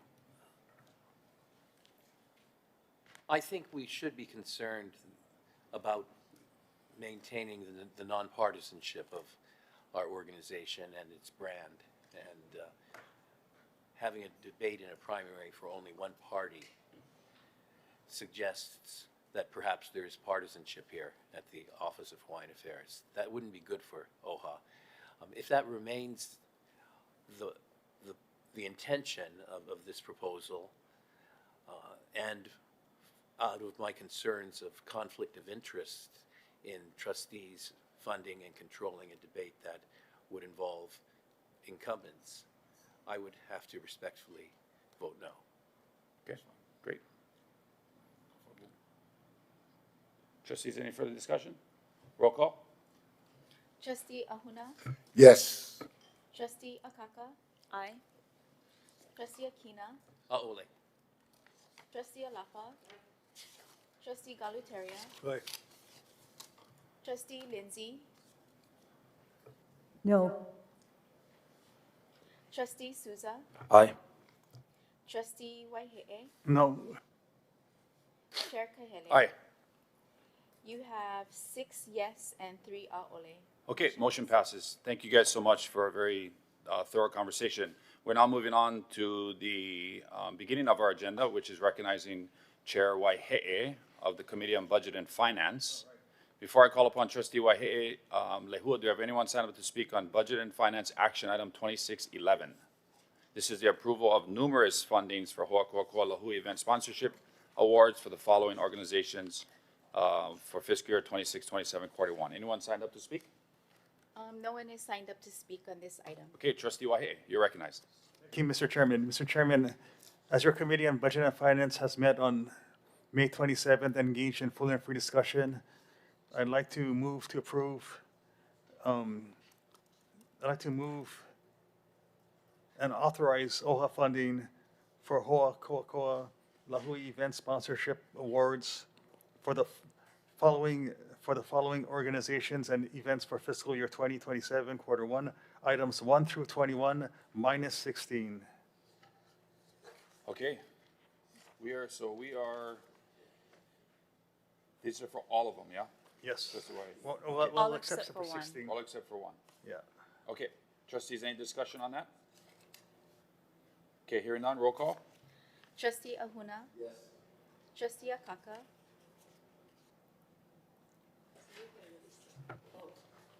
Aye. Trustee Akina. Aye. Trustee Alapa. Trustee Galuteria. Aye. Trustee Lindsay. Aye. Trustee Souza. Aye. Trustee Wahe'e. Yes. Chair Kahele. You have 9 yes votes. Okay. Okay, trustee Wahi. Thank you, Mr. Chairman. Mr. Chairman, I'd like to also move to approve and authorize OHA funding for a Hoʻokoʻa Lahui event sponsorship award for the following organization and event for fiscal year 2027, quarter one, item 16. And this is the Hawaii Songwriting Festival in the amount of $7,500.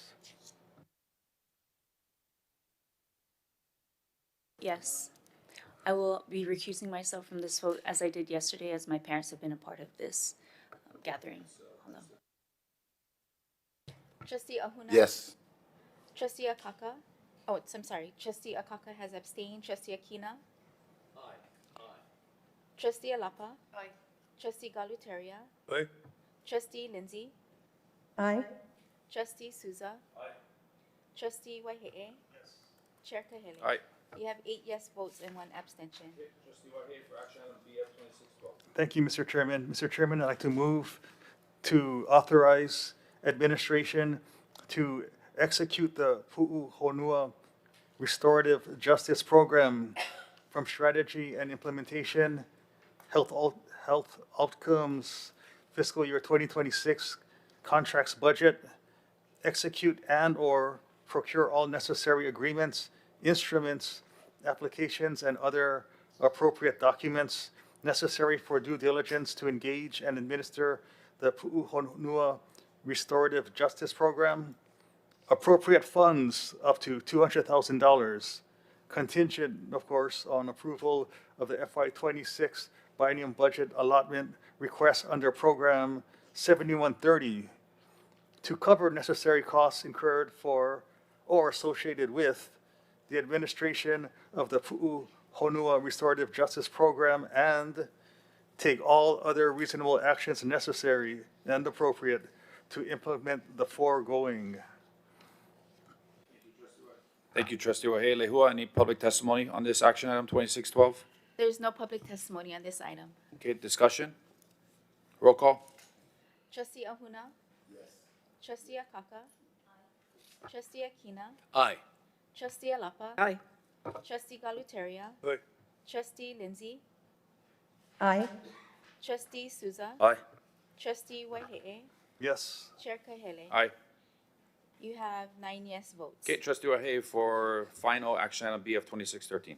Thank you, Mr. Chairman. I'd like to move to recommend approval of action item BF 2613 as amended by the revised budget table and budget summary distributed at the May 27th Budget and Finance meeting, approving the proposed Papahānaumokuākea budget realignment and related fiscal year 26 budget update for account 2036600, including the additional $8,000 in the fiscal year 26 budget for the nomenclature book project under services on a fee basis, and authorizing the distribution of up to $243,000 as an OHA grant to Nā Maka Onaona as fiscal sponsor for the Papahānaumokuākea Native Hawaiian Cultural Working Group to carry out duties under the NOAA OHA MOA. Thank you, trustee Wahi. Lehua, anyone sign up to testify on this action item? No one is signed up to speak on this item. Okay, final discussion? Hearing none, roll call. Trustee Ahuna. Yes. Trustee Akaka. Trustee Akina. Trustee Alapa. Trustee Galutaria. Trustee Lindsay. Aye. Trustee Souza. Trustee Waihe'e. Chair Kahele. Chair Kahele. Aye. You have 9 yes votes. Okay, before moving on to the ILM committee, I believe we need to go back to action item BF 26-12. I will recognize Kapono and to explain. Okay.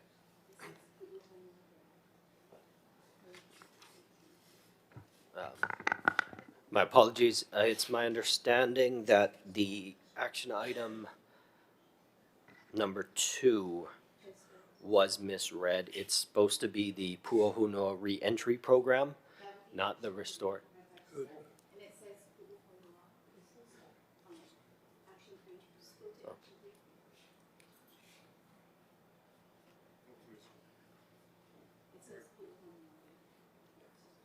This is the restorative justice. It's supposed to say the reentry program for strategy and implementation. So we'll redo action item 26-12? Yes, what you can do is, I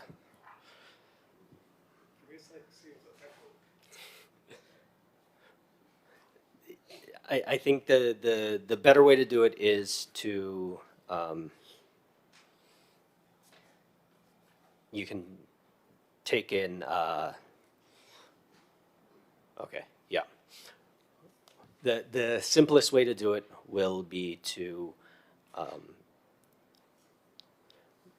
vote to amend the prior approved action item 2 to include to change the language from restorative justice to reentry program. Can I make that motion? Yes. We just like change the name of the program.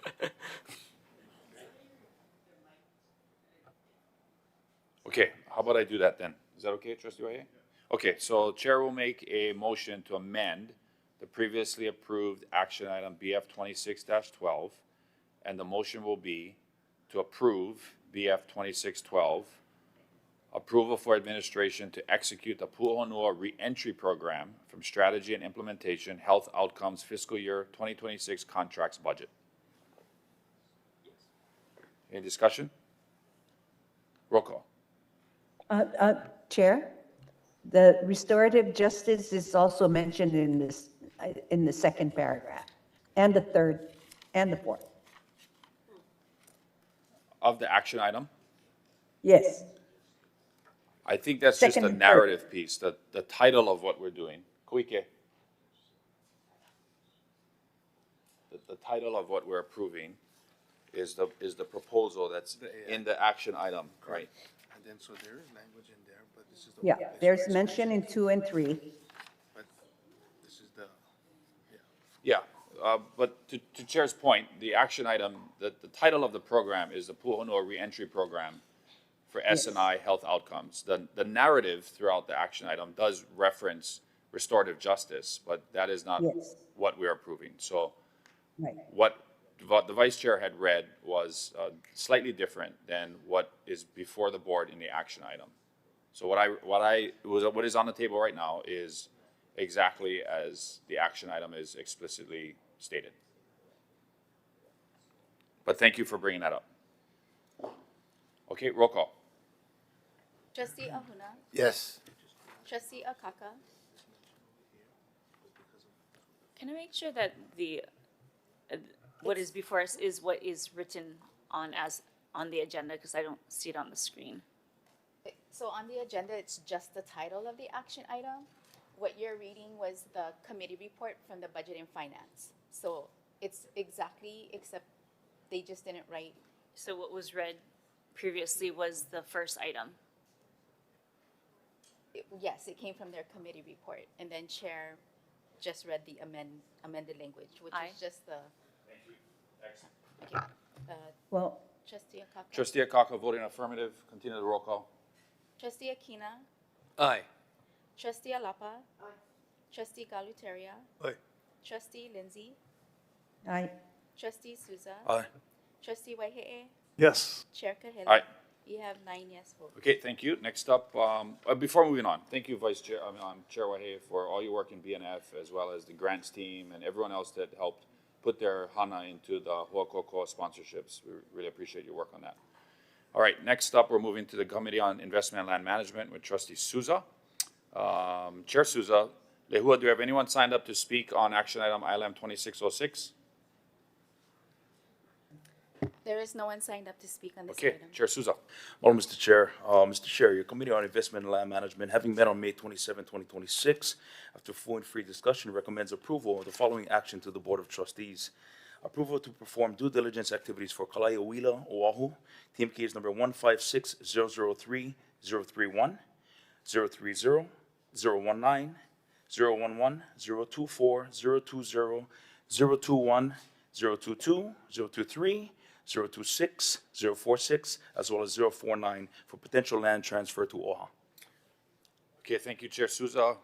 This was on our agenda yesterday. Great discussion by everyone, as well as Councilwoman Kiaina and the North Shore Island Community Land Trust.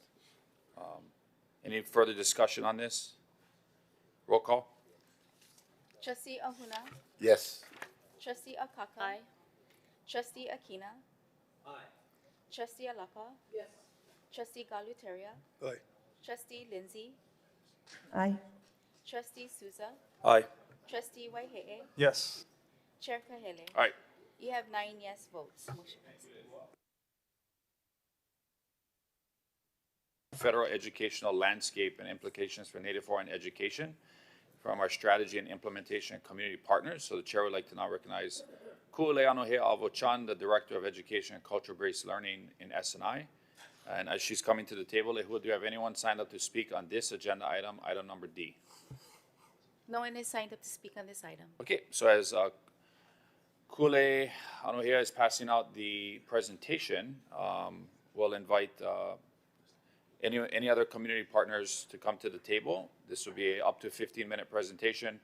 And following this presentation will be an EOLA, OHA's Emergency Relief Fund for recent Konolo flooding events throughout the state. And that will be done by Keishan Kikina, our Chief Operations Officer. And then we will be moving on to action item Board of Trustee 2607. That should round out our agenda. We'll do community concerns after that. All right. Welcome.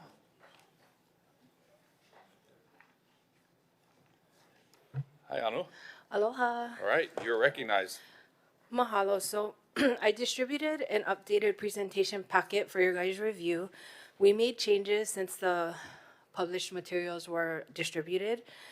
One of the big differences is I'm going to skip the first part of the materials that I presented. That was a briefing on federal education topics pertinent to OHA, but I had prepared it in preparation for the visit to Washington, D.C. that already happened. And so I want to honor the time our partners took to be with us today because their expertise, their lived experience, and their connection to our beneficiaries mo'olelo are going to help contextualize the impacts of federal education decision-making and how OHA can kokua. And before I introduce the presenters, I want to make note or just acknowledge Napua Rosehill. She is a strategy consultant in the Office of Strategic Partnerships at Kamehameha, and she was integral in making a connection between our community partners here today and OHA. So Napua's not here, but I just wanted to recognize her work in bringing us all together and like facilitating this partnership.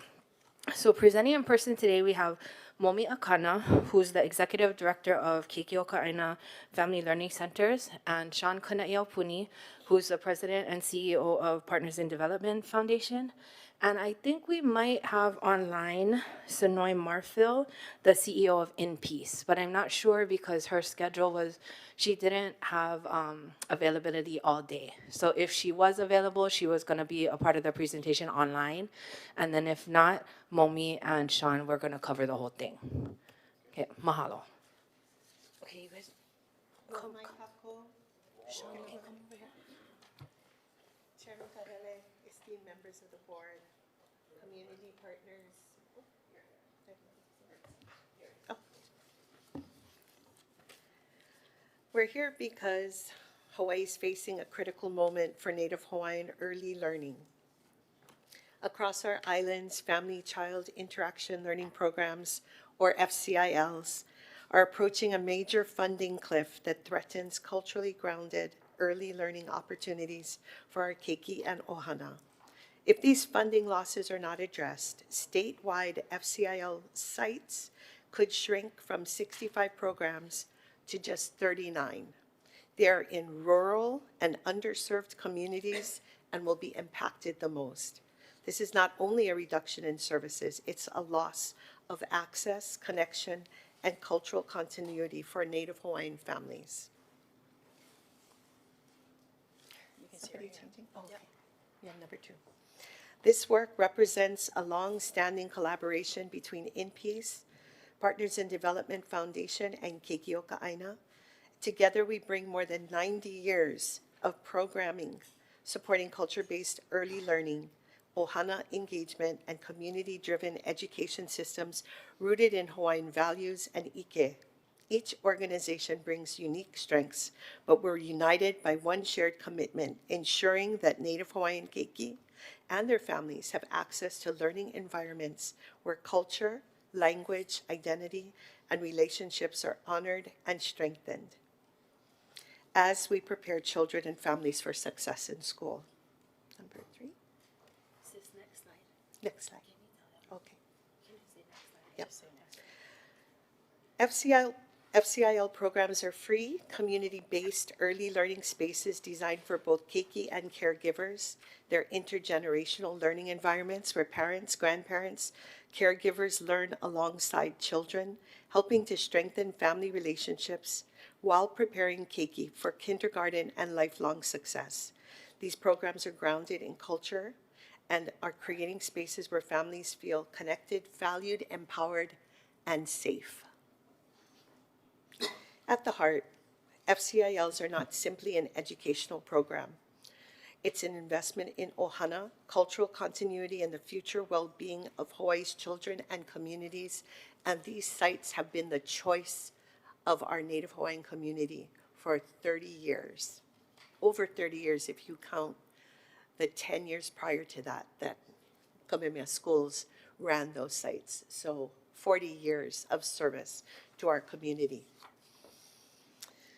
One of the most remarkable parts of Hawaiian history, one of them is how quickly Hawaiians became the most literate nation in the world. But education was never meant to be within 4 walls traditionally. Learning happened in the ohana with ike from kupuna, with malama aina, and through community. And it is that reason that FCILs are so important. So, Sanoy, next. Yeah. Slide number 5. I don't think Sanoy is able to be with us, so. Yeah. Oh. Okay. Slide 5, is that right? Slide 5, yeah. Aloha mai kako. Okay, I guess I will fill in for Sanoy. So, thank you. So I guess to follow on with what Momi was talking about, you can see these tiny little maps, but hopefully they're bigger on your screen, and you can zoom in if you'd like. But to show currently on the left, the range of programs between Partners in Development Foundation, InPeace, and Keikioka Aina, which together form our collaborative called Eleu, and we've been working together for the past 20 years. And you can see that the coverage of our programs in rural communities across the 5 islands here are number 65. Our number at 65, serving over 2,000 keiki, 0 to 5, and thousands of caregivers, which create benefits to the overall families. In the future state, we've actually come a long way because we were predicting being able to serve 3, continue serving in 3 of those program sites, but with a lot of grateful, we're grateful for the partners and a lot of support and careful streamlining of services on our end programmatically. We're being able, it looks like we can serve on a continuous basis about 39 of those program sites now, which means there's a number of them that will not be continuing on next year. About 800 keiki would be impacted by the loss of those. Actually, for our programs alone, about 800 keiki would lose their services, and about 1,300 makua caregivers just for PIDF. And I can't speak to the numbers to the other two, but that would add on. The next slide shows you. Oh, Sanoi's here! Yay! Sanoi, okay, I'll turn it over to you. We're talking. I'm going to finish talking about the maps, but you can see on each island what would, where would the programs be able to continue. And so there's a significant, what we're seeing overall with the loss of federal funds is the emergence of FCIL deserts, where they don't our families don't have access to the same kinds of connection, to early developmental learning, to overall family strengthening, and access to food, to diapers, to hygienic supplies, to wraparound services, to mental health services that we provide through our programs. That's the main concern here. And I'm going to turn it over to Sanoi to carry us through to the rest of for the rest of her slides. Yeah, mahalo nui kalamai for my absence. We are celebrating our 1-year anniversary at our new community hub in Nanakuli, and so we're getting ready and completing our lei piko for tomorrow. But this slide I want to make mention before we move on is that Kauai will go from our currently we have 4 sites, I think it is, and it will go down to 1 on Kauai. And so I just wanted to make mention the importance of this slide. Next slide, please. Immediate risk to Native Hawaiian communities will include, without this sustainable support, Native Hawaiian communities will face immediate risk, especially in rural areas where early learning access is already limited. If families lose this opportunity of choice, then the gap in education will continue to grow larger. Next slide, please. Systematically, the impact will affect the quality of early childhood education and weaken the cultural and relational foundations for keiki and ohana. This will include the loss of intergenerational learning and spaces and time together, Hawaiian culture-based educators and education, and this opportunity for mixed delivery services for early learning. Next slide. And I'm going to turn it back over to Sean.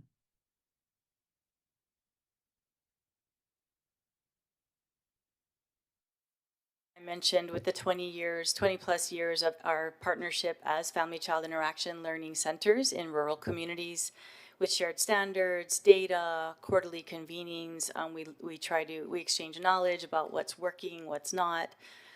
We also have aligned around our policy and data needs and messaging, and have been very active with briefings with the Executive Office of Early Learning, Ready Keiki, or Commit to Keiki, with the legislative offices, especially this year as our federal funds stand in jeopardy. And what has been most powerful has been elevating the stories of impact from our ohana and from the children that we serve. And they've been, I don't know if any of you have heard from them lately, but they've been very active on the islands, especially on the islands of Maui and Kauai, where services stand, and Hawaii Island, where services stand to be very significantly affected, reduced. Oh, next slide, please. So, mahalo for inviting us to present to you, for honoring our request to talk. We are hoping that the Office of Hawaiian Affairs can support our communities in preserving and protecting these very valuable services.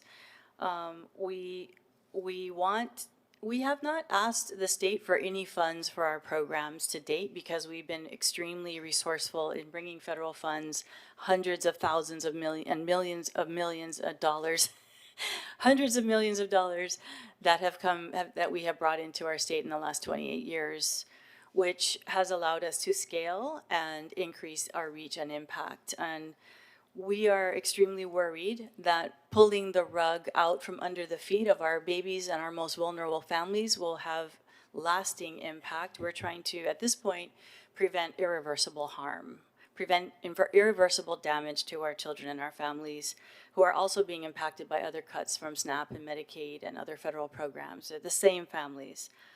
So recognizing that early learning is not just what's taught in the classroom, it's taught everywhere. It's the foundation for both the children and the family to continue their forward movement. We ask that you provide funding to help us stabilize the FCIL sites that, especially during this federal transition, whether they move the Native Hawaiian Education Program to the Department of Interior or some other move. We are facing a critical gap for PIDF. We're about to lay off 100 staff, for example, which will affect, as I mentioned, over 800 children, most of them babies, birth to 3, but also the 4-year-olds and the 5-year-olds and their caregivers. We don't want to do that. We are fighting valiantly to try to preserve our programs because we know the impact that they make in the community, as well as in the lives of our staff. They're a beautiful workforce. We don't want to lose them. We're afraid that should they go home for the summer, they will never come back. And if you know anything about the educator workforce here in our state, it's already in crisis. So help us protect them. Right now for PIDF, and then maybe the others can share, we have 19 sites that we're able to continue of our 36 total. And we're hopeful that another 6 will come through with some county funding, but basically 19 of the 36 are what we can continue with, and 17 will close September 1. It's not a lot of time. But we ask you to consider this request to support our programs, to include FCIL programs in your early learning investments on an ongoing basis so that we cannot be in this risky state again in the future. And so, yeah, the last slide is just, together, Ohana Nui Ke Aluʻia, together we can ensure Native Hawaiian Keiki and their ohana continue to be supported through ohana-centered and culturally grounded learning opportunities. Thank you. And we have some time for questions? Sure, yeah, you bet. Trustee Akaka. Go ahead. Thank you. First of all, mahalo for joining us today, and mahalo for all the amazing work that you all do. I have heard nothing but feedback of how amazing the programs are, from the keiki to the kupuna participation. Aloha to Sanoi for joining us virtually. First and foremost as well, I want to congratulate you on your federal advocacy. I've seen the news broadcasting regarding it, and I want to congratulate you and Senator Schatz in the conversations that were had with the Education Department with McMahon and receiving that $46 million. However, I am hearing what you're saying, and as it sounds you're aware of that $55 million that was appropriated from the legislature from our OHA's carry forward account when it comes to proceeds and revenues from our Crown and government lands. And I want you to know that this has been on our radar. I know that the Senate president here at the state legislature, as well as his ohana, Auntie Joy, have talked very lovingly of the Tutuami programs. I've seen firsthand in visiting with Key Project on the windward side here of Oʻahu, the amazing work, seeing the keiki and their ohana, and to see that the potential cuts would be there is very painful to see, and also to share, as Sonoy is familiar with. We had last year, in collaboration with our Oʻahu Island community meetings, we had a site visit recommended by State Representative Darius Kila to visit in peace and learning more about keiki steps and the coverage. And mahalo nui for this map that is shared, so that we can see the various communities that are positively affected with the programs that you folks are doing, and specifically the rural rural areas that you folks are meeting when it comes to early education and wonderful exposure when it comes to our culture and our language and so forth. And I would like to know some of how in which the funding that we have available, that 55 million, how in which that would be possibly applied to what you're asking to be in consideration for when it comes to Tutu and Me, and when it comes to Keiki Steps, and when it comes to Keiki Oka'aina, and all the different works that you folks do with partners in development. Do you want to answer first? So first, thank you. First, I wanted to say, just in case you folks aren't aware, a lot of the people that come to our programs are ages with children ages 0 to 3. And that 0 to 3 population, these are families who, for whatever reason, have chosen these kinds of programs, mostly because they're culture-based, they're family-based, they're within their community, they're accessible, and of course, they're free. So they're very family-friendly. With the loss of these kinds of programs, those people who, even if they had the money to be able to pay for the program themselves, they would not let their children be alone somewhere. These are families who make this, whatever trauma-informed care or trauma-responsive action they're taking to be with their children for that time period from 0 to 3, they're making that choice. So these are absolutely critical programs. What we would use them for, and I'm saying this across the board, is we feel like there's this time period within the next 2 years where funding is going to be a problem for all of the programs that are designated as Native Hawaiian programs. And that's what we're going to need the money for, to fill in the gaps that we think are going to be affected as they take the money away slowly or quickly from those programs. So it's going to be to be able to keep our people employed as one of the, at Keiki Oka'aina, where we do workforce development training for early childhood. One of the most difficult things to do is to just find people who are even interested in working in early childhood. The pay is low, it's not a glamorous job, it's hard to work. Sometimes it's hard work, period. If we lose these people, they're gonna go to the hotels. They're gonna go to anything that's not as difficult as what they're gonna do, and they'll never come back because they'll realize, wow, this is way easier, rather than this is really work that these experienced, educated people have put time and effort to. We can't lose these people. It's going to be just so difficult. We learned that lesson during COVID when sites shut down, and it's taken us years to recover. So Yeah. it'll definitely be to help maintain what we have. I think just to put a kind of a highlight on the workforce implications, the jobs that we provide, especially in rural communities where people do not have a lot of options, that is very important. And then as workforce development organizations, we take people in from high school and they work with us for 15, 20 years, and we help develop them as professionals in ways that college courses probably cannot, because they learn it in the field, working with families and children directly. So all of that is at risk, and the 2-year bridge funding is what we're looking for, trying to stabilize and diversify our revenues so that we're not, in such a deficit base. We come at this from a place of strength. We've been very active. We haven't been just sitting back waiting for this to happen. We've been talking to philanthropic partners, government partners, as you mentioned, Trustee Akaka, and so many more. And we're so grateful for everybody who's really stepped up and understood the incredible loss that our families would endure. So thank you. Mahalo, Momi, and mahalo, Sean, for sharing that. And so what I think I'm hearing is a 2-year gap that you're looking at in terms of needing more than that 46 million that was provided through Senator Schatz and the U.S. Department of Education.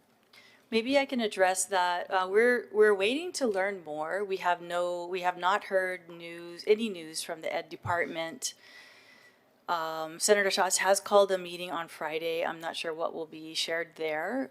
But in talking with him and his staff, he's urging us to continue forging forward with diversifying our revenues, with raising funds.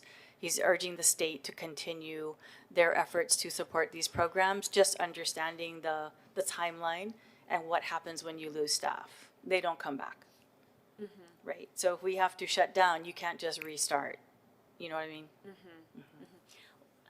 I also wanted to highlight as well, when it came to discussions with the Hawaiian Affairs committees at the state legislature, as well as with the House side and those that have been a part of the conversation when it comes to federal cuts and providing the funding to OHA, that $55 million.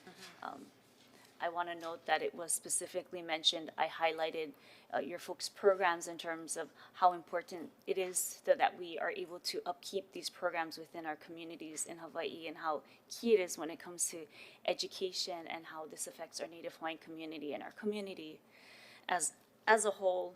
And I see the true need there, and I would like to know how in the future we could collaborate when it comes to advocacy on what you folks are doing, and even if there are opportunities as well when it comes to those that would be interested in working with you folks in other ways, whether it comes to the educational side of things, or those that might be interested in your program, perhaps when we're out in community, any Pala pamphlets, brochures that you have on hand that you can share with us, maybe that could be shared in our various offices of the Office of Hawaiian Affairs.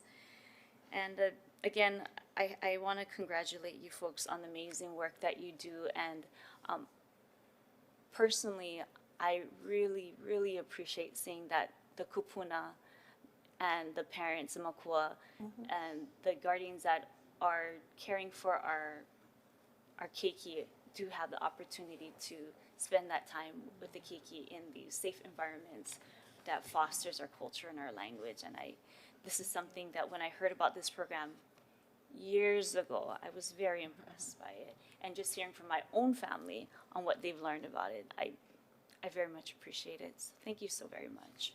Thank you. Mahalo. Thank you, Trustee Akaka. Yeah, Trustee Ahuna. I was just curious, when you guys shut down the sites, just because no staffing or not enough students, how does it work with the shutdowns? How did it work? It's because of funds. It's because of the loss of Native Hawaiian Education Program funds. Normally, there's about 46 million that comes to our state. About 20 million of that total is dedicated to early childhood education. Our three organizations, as well as AHA Punana Leo, would be severely impacted by the loss of those funds, and that's what we're looking at, because those funds have not been continued. They said they would be continued, but they have not come forward with the actual release of monies. Does that make sense? I just noticed on your map that there's only like, on Kauai, there's only like, what is that? That blue, what does that signify? So I think it's 4 on Kauai.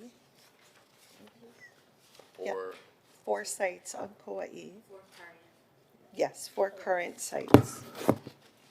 I think with the loss of funding, we would go down to one site on Kauai. So Kauai is affected a lot more than the other islands? Yeah. Wow. Is this, are we in Native Hawaiian communities, serving Native Hawaiian communities? That is always and we plan it together. We decide who's going where. Okay. So I noticed that there's the one site in Lihui. So Partners in Development Foundation runs 2 4 2 sites will close down in August. And we've already let the community know. Okay. We would like to not do that. And I think the county, Mayor Kawakami, I mean, if you have a chance to talk to him, is very interested also in trying to find ways to partner, as well as, there's some big wealth there on that island. I think there's like 67 billionaires.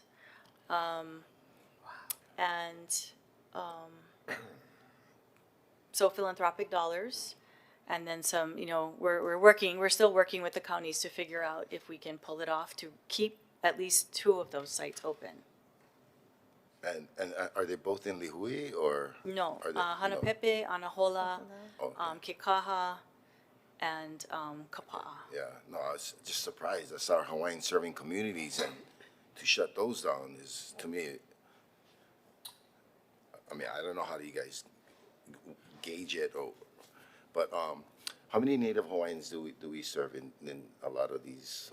So if we were to areas? just do an average across the board, percentage-wise, because we do, even with Native Hawaiian funding that's targeted towards Native Hawaiians, we cannot say we're only accepting Native Hawaiians. We can give priority, but we have to let anybody in with the capacity that we have. So it works out. Some sites are like up to 90%, almost all Native Hawaiians. Others can go lower, but I would say on average across all of our sites, maybe 70 to 80%. It's good. Thank you, Trustee Wahe. Aloha. The building. Yes, sir. Oh, man, that's awesome. It's an awesome space. We dropped in a portable over there, so now we have a parent participation, one of these sites over there as well. So- right next to the building. One last question. Okay, we gotta move. So if we okay the moving on. money, we will get more sites, or Kauai is gonna go down to one site, whether you get money or not? We would be happy to maintain our sites at this point, and if you have money to open new sites, can we maybe save it for next year so that we can make sure we can maintain again? I mean, it's not that I'm against expansion, but expansion without something to back it up, so. I know eventually our goal would be to open more sites, for sure, but, We are interested in keeping the ones that we're currently providing, keeping those open. the people who work at these sites, they know what's coming, and they're hearing whispers. Wouldn't you want to, like, maybe be the first one to leave to go look for a better job? So what we're trying to do is be able to assure them, you don't have to leave, don't go looking for something else. We're going to be able to keep it going. Thank you, Trustee Galatea. Then Trustee Kaka. Oh, wait. No, go ahead. Okay, Sean. If final thought, if you could leave this table with a figure for 2 years, or something that'll cover the gap, what is it? Do you have that yet? Yeah, for this year, it's 6.6 million. 6.6. Million. Okay. Just for PIDF. And next year, it's back up to about 10 million. That's So for we're partners in development. multi-year fundraising, yeah. What about about you? the 3 programs? So Noi, you want to answer that for you? For NPs, it would be 3 million. And COCA would not take any money this year, but next year, maybe 5 million. So collectively, in the area of 20+ million. But you guys next year, you're going to need. Yeah. Yeah. Okay, thank you. Trustee Kaka.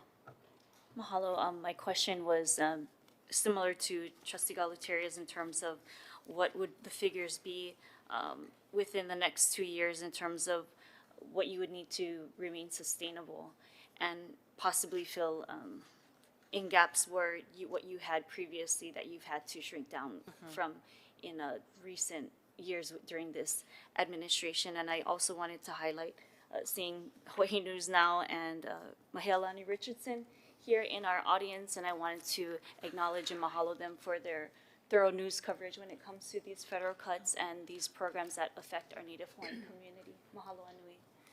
I want to thank all of you for coming. Thanks, Anu, for bringing this to our attention. Only feedback would be, we for sure are tuned in to Senator Schatz and his meeting that he's convening. And as we well know, Senator Schatz, I think a few weeks ago, announced that the Department of Education had committed to providing $46 million in federal funding cuts, and in federal funding dollars for the next year. And so that should preserve the current federal funding levels that were being provided. But to your point, that's just for the next year. And who knows what's going to happen in the future. So we appreciate bringing this to our attention. And we do have opportunities now that the legislature has helped plus up OHA's ceded land revenues, receipts to help. But I also think that we need to acknowledge the advocacy efforts of our congressional delegation, the continued work that they do, and also ensure that funds are distributed equitably across the state and as broadly as possible so that they can make the most impact as possible. And with that, thank you so much for coming. We really appreciate your time. Mahalo. Thank you so much. Okay, trustees, we're moving on to the next item on our agenda, which is recognizing Keishan Kekina, our Chief Operations Officer for a OHA Konalo Emergency Relief Fund. Welcome, Keishan.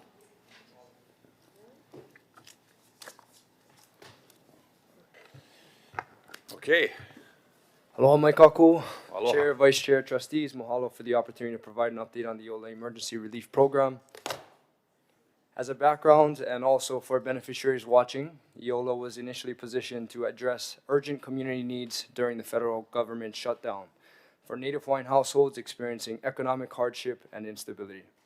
Following the Honolulu disaster events, the board unanimously approved pivoting the EOLA funds initiative to address emergency relief for impacted homeowners and renters. The EOLA program now provides direct financial assistance to eligible Native Hawaiian homeowners and renters whose primary residences sustained major damage or were destroyed during the storms. Eligible homeowners may receive grants of up to $15,000, while eligible renters may receive up to $7,500. Applications for the program officially opened on Saturday, May 16th, allowing impacted beneficiaries to begin accessing relief assistance through the intake and eligibility review process. Administration's focus has remained consistent: to provide timely assistance to our beneficiaries while maintaining appropriate oversight, accountability, and stewardship of OHA resources. Administration worked to strengthen the contract structure by refining funding controls, aligning disbursement mechanisms with actual demonstrated demand, and preserving greater oversight of unreleased funds. And I'll be candid, the revised agreement was not an easy negotiation, and frankly, I view that as a positive for the Office of Hawaiian Affairs, because it reflects the level of diligence, scrutiny, and operational review that should accompany agreements involving our beneficiary trust resources. Those discussions ultimately led to a stronger contract structure that better protects OHA's interests while preserving the flexibility to respond to evolving community need. One of the most important refinements involved how funding would be deployed moving forward, with the board authorizing $2.9 million in available emergency relief capacity specifically for EOLA impacted beneficiaries. Administration intentionally did not deploy the full amount immediately. Yes, sir. Instead, we adopted a phased data-informed funding strategy designed to align disbursements with verified community need and actual program demand. Based on Hawaiian Council's outreach data and our analysis from R&E, which leveraged verified state and county data, administration determined that the current level of anticipated needs supported an initial funding deployment of approximately $1.1 million across just over 100 households. Accordingly, administration authorized $1,098,000 in initial programmatic funding tied to the presently supported level of demonstrated need.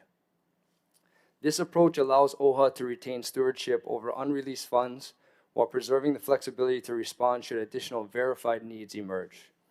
And as of May 27th, Hawaiian Council has distributed approximately $270,000 in direct relief assistance. The program received 328 applications, including 209 homeowner applications and 119 renter applications. At this stage of review and verification, 28 applications have been approved for assistance. In terms of geographic distribution, as of May 21st, application activity included 163 applications from Oʻahu, 96 from Molokaʻi, 45 from Maui, and 8 from Hawaii Island. While the program remains in its early operational phase, initial activity levels continue to demonstrate both significant community need and active beneficiary engagement with the program. And trustees, I do want to provide a brief operational update regarding the pace of current deployment activity and overall statewide response to the program. Since applications opened, the program has experienced a strong, rapid statewide response, which administration views as a meaningful indicator that verifies that community demand is present.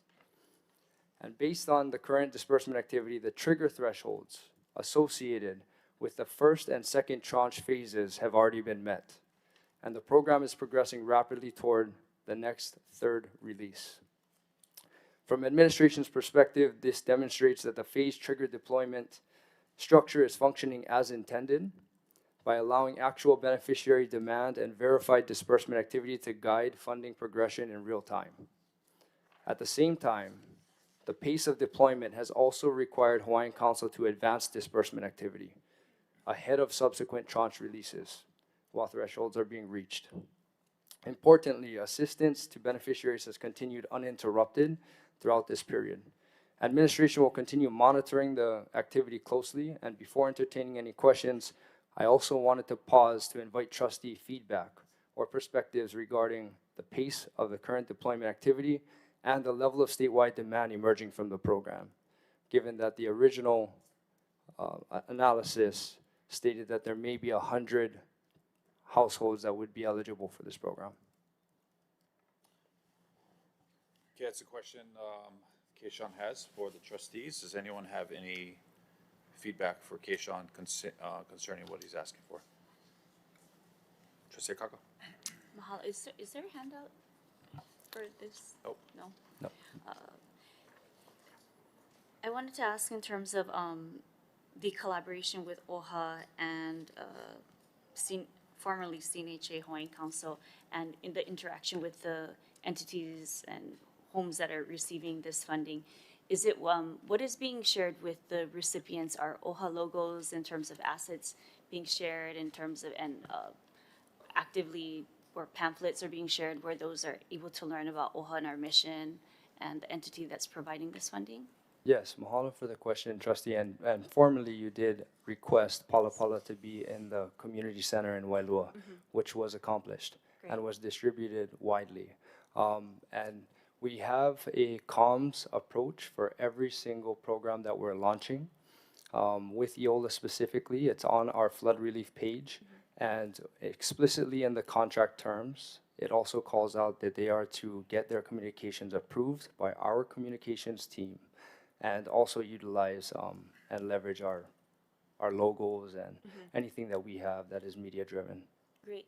And has there been reach out to the legislators as well so that they can share this via their newsletters or the way in which they communicate with their communities that might have been affected? Mahalo for bringing that up. I do not believe we have worked directly with the legislators, but that is a serious opportunity. Yes. Yeah. Thank you. Mahalo. Okay, continue. Okay, that's actually it for the presentation, but I'm open to questions as well. Okay. Trustees, any questions specifically for Keishan in terms of EOLA? Great, thank you, Keishan. Excellent. Happy birthday, Keishan. Happy birthday, bro. Mahalo, trustees. We're not there yet. We're not there yet. We will. Okay, all right. Thank you, Keishan. Okay, next item on our agenda is a waiver. It's item number F. This is for request for approval to waive action item BOT 2607. An approval of the use of up to $172,500 to fund confidential due diligence concerning a potential acquisition by the Office of Hawaiian Affairs of certain assets and real property controlled by a production and or broadcast company serving the Hawaii market from the Committee on Budget and Finance to the Board of Trustees pursuant to Office of Hawaiian Affairs Board of Trustee bylaws So trustees, this is a waiver request. I've consulted with the chair of the Budget and Finance Committee who supports the waiver to bring this to the Board of Trustees so we can have a discussion within our executive session about this particular action item. Before placing it on the table, do you have anyone sign up to testify on the waiver? No one has signed up to speak on this item. Okay, then the chair will make a motion to request for approval to waive action item BOT 2607, the approval of the use of up to $172,500 to fund confidential due diligence concerning a potential acquisition by OHA of certain assets and real property controlled by production and or broadcast companies serving the Hawaii market. From the Committee on Budget and Finance to the Board of Trustees. Trustees, we have any discussion on the motion to waive? Trustee Aquino. Chair, I know that in the interest of full and complete discussion, we begin with our committees before taking matters to the board. And I would think that a matter of such importance and magnitude would benefit by starting in committee, particularly Budget and Finance. It would benefit us as trustees in understanding our fiduciary obligations with regard to the analysis, and it would also benefit our beneficiaries in terms of whatever level of transparency we can afford them, although there may be some confidential matters reserved for executive session. Therefore, I would urge my colleagues to have this matter begin in the Budget and Finance Committee rather than straight off at the board.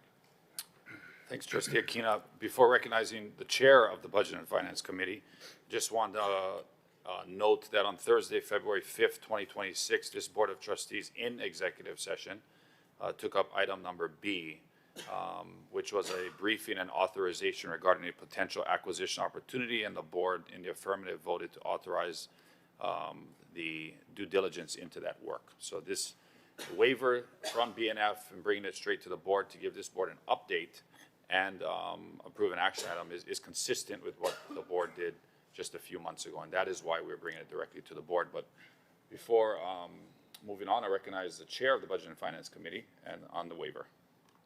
No, I think it's appropriate. Thank you. Chair, Trustee Aquino. I acknowledge and appreciate what you shared, and I do know that we did discuss the matter in executive session. However, I do believe that the more attention we are able to give to it by going from committee to exec, the better off we will be, both in terms of public transparency and fiduciary analysis. Thank you. Trustee Aquino. Vice Chair Souza. Mr. Chair, if we had it in committee, it would be in executive session as well. Yeah, so the same voting body, the same panelists, the same membership. I just want to make that clear, Trustee Aquino. So the same conversation we're having in committee, same conversation we're going to have today. Thank you so much. And this is also the same conversation we did have in executive session a couple of weeks ago. Thank you. I understand, but I'm including in my concerns. I understand your concern. Disclosure. Thank you. Thank you. Thank you. Yeah, Trustee Akaka. Mahalo. I'm hearing both sides of the mana'o here, and I do see how it's in alignment with how it was agendized previously. And then I also acknowledge that what Trustee Aquino is bringing forward is something that has been brought up in previous times, and not just with this matter, but other matters legislatively and so forth, that it gives opportunity for beneficiaries to have opportunity within the committee, and then if it's ratified, then further opportunity to be have testimony or for conversations to be had on the board table side and when it comes to board meetings. So I think that's what part of what he's highlighting here, and then I hear what you're saying too in terms of perhaps the timing of this and being consistent with how it was agendized previously. Yeah. Thanks, Trustee Akaka. Mauli Trustee Akaka, and I agree with you. At this point, I'm inclined to support the chair's recommendation of the committee, and if the chair deems necessary that we take it up today, I'll support their recommendation. Thank you. You want to follow up? Thank you. I think if there's opportunity, if this does continue, that we give opportunity for this to be discussed in budget and finance as well, so that beneficiaries are given the opportunity to be able to opine and share their mana'o, whether it's support or concern. I think that is very helpful for us as trustees to have that mana'o, that feedback, so that we're able to exercise the will of our people if there is more of if there are more that want to support this, more that feel that we shouldn't support this, and be able to give us that feedback so that we can work with that and be able to represent them as best we can. Thank you. You're welcome. Trustee Alapa? Anything? No? Okay. Any other trustees discussion on the waiver?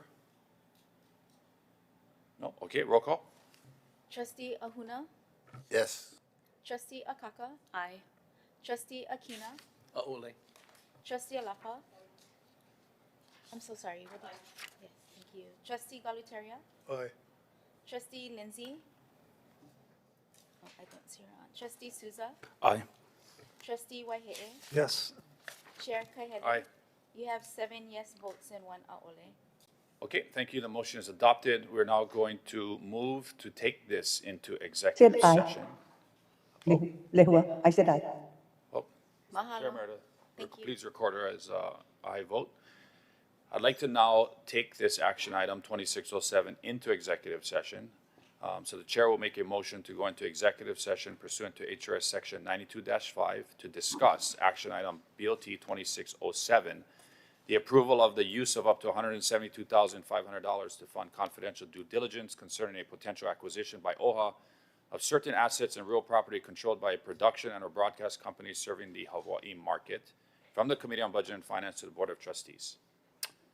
Lehua, do you have any testimony on the motion to go into executive session? Yes, we have one person with their hand up. We have Ohana Unity Party. Okay. Please bring the Ohana Unity Party into our format, and we will recognize them for 5 minutes.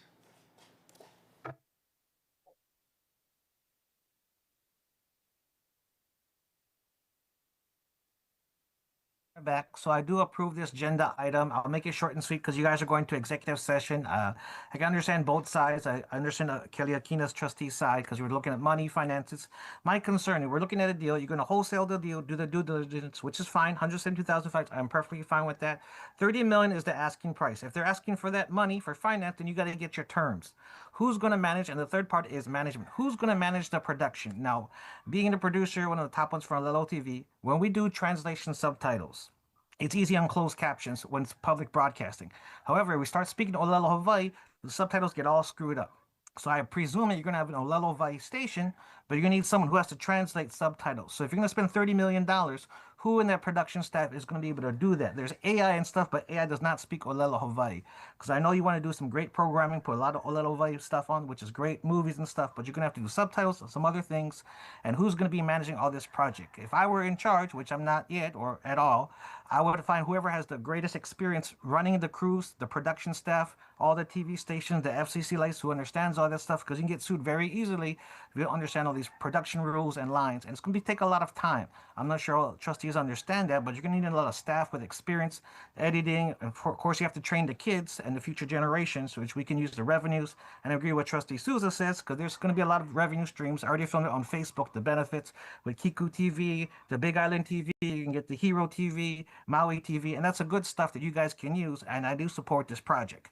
I do not support the debate thing. I already saw a 6-3 vote. I won't say anything because you're on a different agenda item, but I do approve of this item. I know you guys will go to executive session because I will still debate all of you for free. I can do it for at least half for free at Olelo TV, and I'll happily see all of you in the future. Aloha. May the force be with you always. Chew. Pika pika.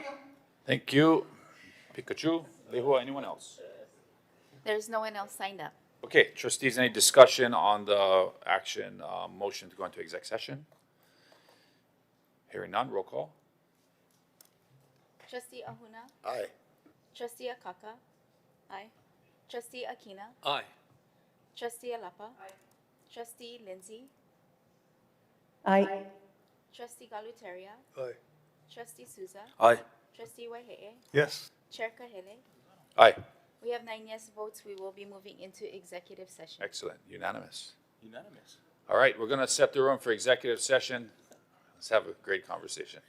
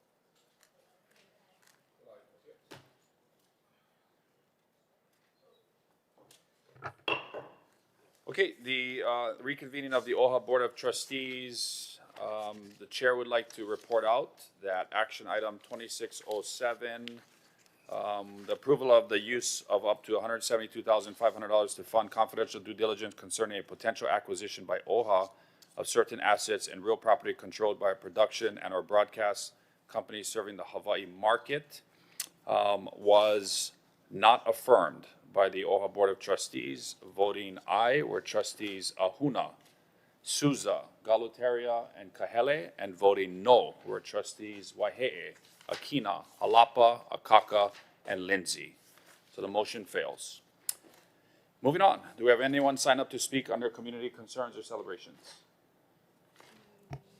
No one is signed up to speak under this item. Okay, trustees, we are now moving on to announcements. Do we have any announcements to make? The chair will make announcements. The Board of Trustees will reconvene at 1:00 p.m. for our second agenda item today. We'd also like to mahalo Keishan, our Chief Operations Officer, for beginning to issue the Konalo sit reps so that trustees are informed of the progress and community impact being made. Friday, June 5th is an all OHA workday at Kuhia Loko in Pearl City. On Sunday, June 7th, the Office of Hawaiian Affairs will be represented by Trustee Akaka at Hawaii on the Hill, and most importantly, at the Kamehameha lei draping ceremony in Washington, D.C. This Board of Trustees will reconvene on Thursday, June 25th for our next board meeting. Also on Sunday, June 21st through Friday, June 26th, OHA is proud to announce the relaunch and the return of Aha Opio o OHA, where our S&I team, Anu Avo-chan and Maki'ile, will be gearing up for the kickoff. And we have a competitive pool of candidates, and the programming for the week is going to be educational, practical, and full of civic opportunities to learn, build pilina, and equip Opios with skills to continue making an impact for the Native Hawaiian community through civic engagement. On Saturday, June 27, will be the convening of the Military Leased Lands Technical Advisory Group here at the Lāma Kukui to continue the negotiations and discussion around the military leased lands throughout the state of Hawaii. It will be reconvening for its 5th meeting. Those are the announcements I have. Trustees, any other announcements? Do you want to mention your Spotlight Now interview? My what? Spotlight Now. Oh. Which spotlight? Well, it was mentioned on Oh. Hawaii News Now. Day before okay, yesterday. No spotlight, not for me. Okay, maybe it's a rerun. It could be, yes. Trustees, any other announcements? None? Okay. Okay, we have one community concern, and so we'll go back to that. Who signed up to speak? Raymond? Oh, Raymond, very patiently, okay. So we'll do community concerns with Raymond, and then we will adjourn this meeting. Then we'll take a break and reconvene at 1 p.m.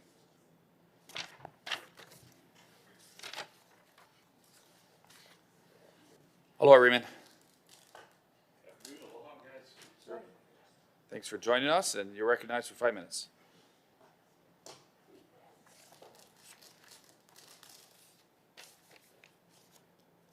Good afternoon, aloha, Board of Trustees. My name is Raymond Sims, active duty, United States Air Force, at Puʻuhonua Reentry Program, former high school teacher at the Ninth Island, Las Vegas, Nevada, since 2019 after COVID. Mahalo and thank you for giving me this opportunity to speak with you today.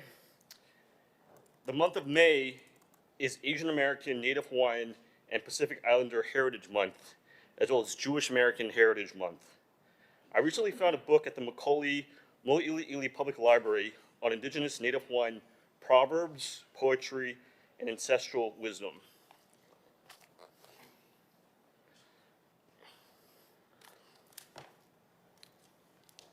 In fact, this book here is on Hawaiian proverbs, was actually funded by a public grant by the Office of Hawaiian Affairs in 1983.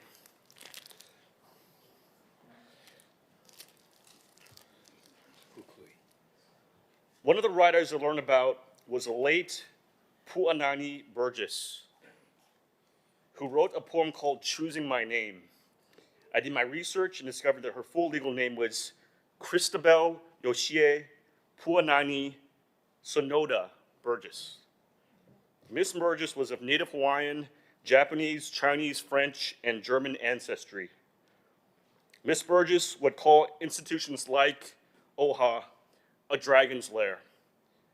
So I think time, for now, is to feed the dragon. So here are the main takeaways and lessons that I learned from the work of Puʻuhonua Burgess. A name is more than just words. To know your true name and roots, identity is spiritual, cultural, and ancestral. The power of mana is manifested in a name and honors the wisdom of the kupuna and ancestors of the past. Aloha is action. It is service. If aloha is the engine, then pono is the fuel. Sometimes you must listen before you lead. Conflict can become restoration. You must remember and practice the Native Hawaiian concept of ho'oponopono. Not everything is as simple as just black or white. Privilege and responsibility, or kuleana as Native Hawaiians call it, is as meant to serve the entire community in Ohana at large. Aloha aina, to protect and cherish land as ancestry, not only just property or an asset. Palina builds peace, relationships, and social bonds can bridge and span cultures and generations. You can turn pain into productive wisdom. Suffering can become medicine for healing. Silence is violence. Erasure of stories, languages, and names matter. Like many other scholars in Native Hawaiian philosophy and knowledge, Puʻuhonua Burgess asks the following 3 questions.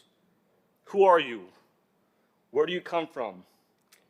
And most profoundly, why are you here?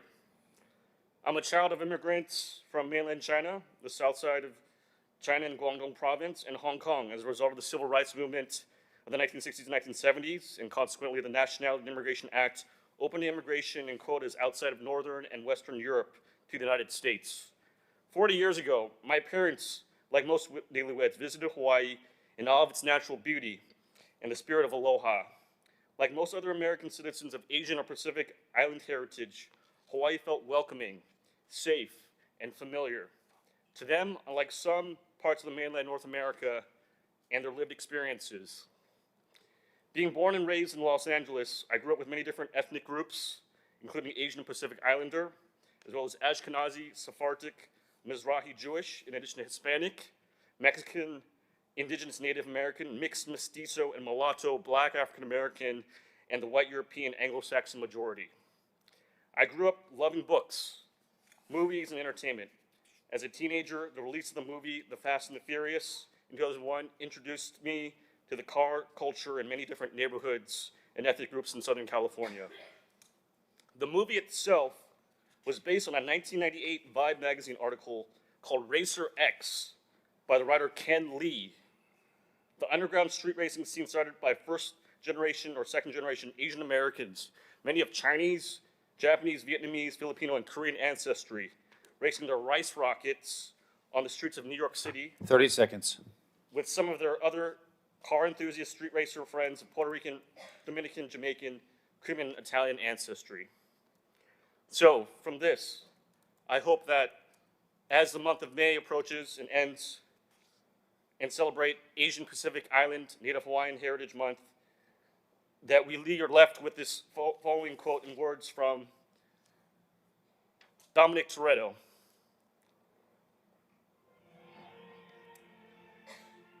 I don't have any friends, I only got family. So with that, thank you and mahalo for your time, and aloha. Thank you.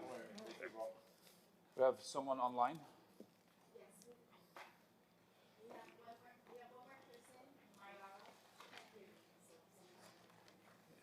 If Mayara can hear us, she's raised her hand and she is recognized. She's moving over. Come on, Mayara. Oh, there she is. Okay. There she is. Hi, can you hear me? Yeah, we got you. Hey, you're recognized for 5 minutes. Thanks for joining us. Thank you. I'll be brief. Aloha, Chair, Trustees, and members of the Office of Hawaiian Affairs.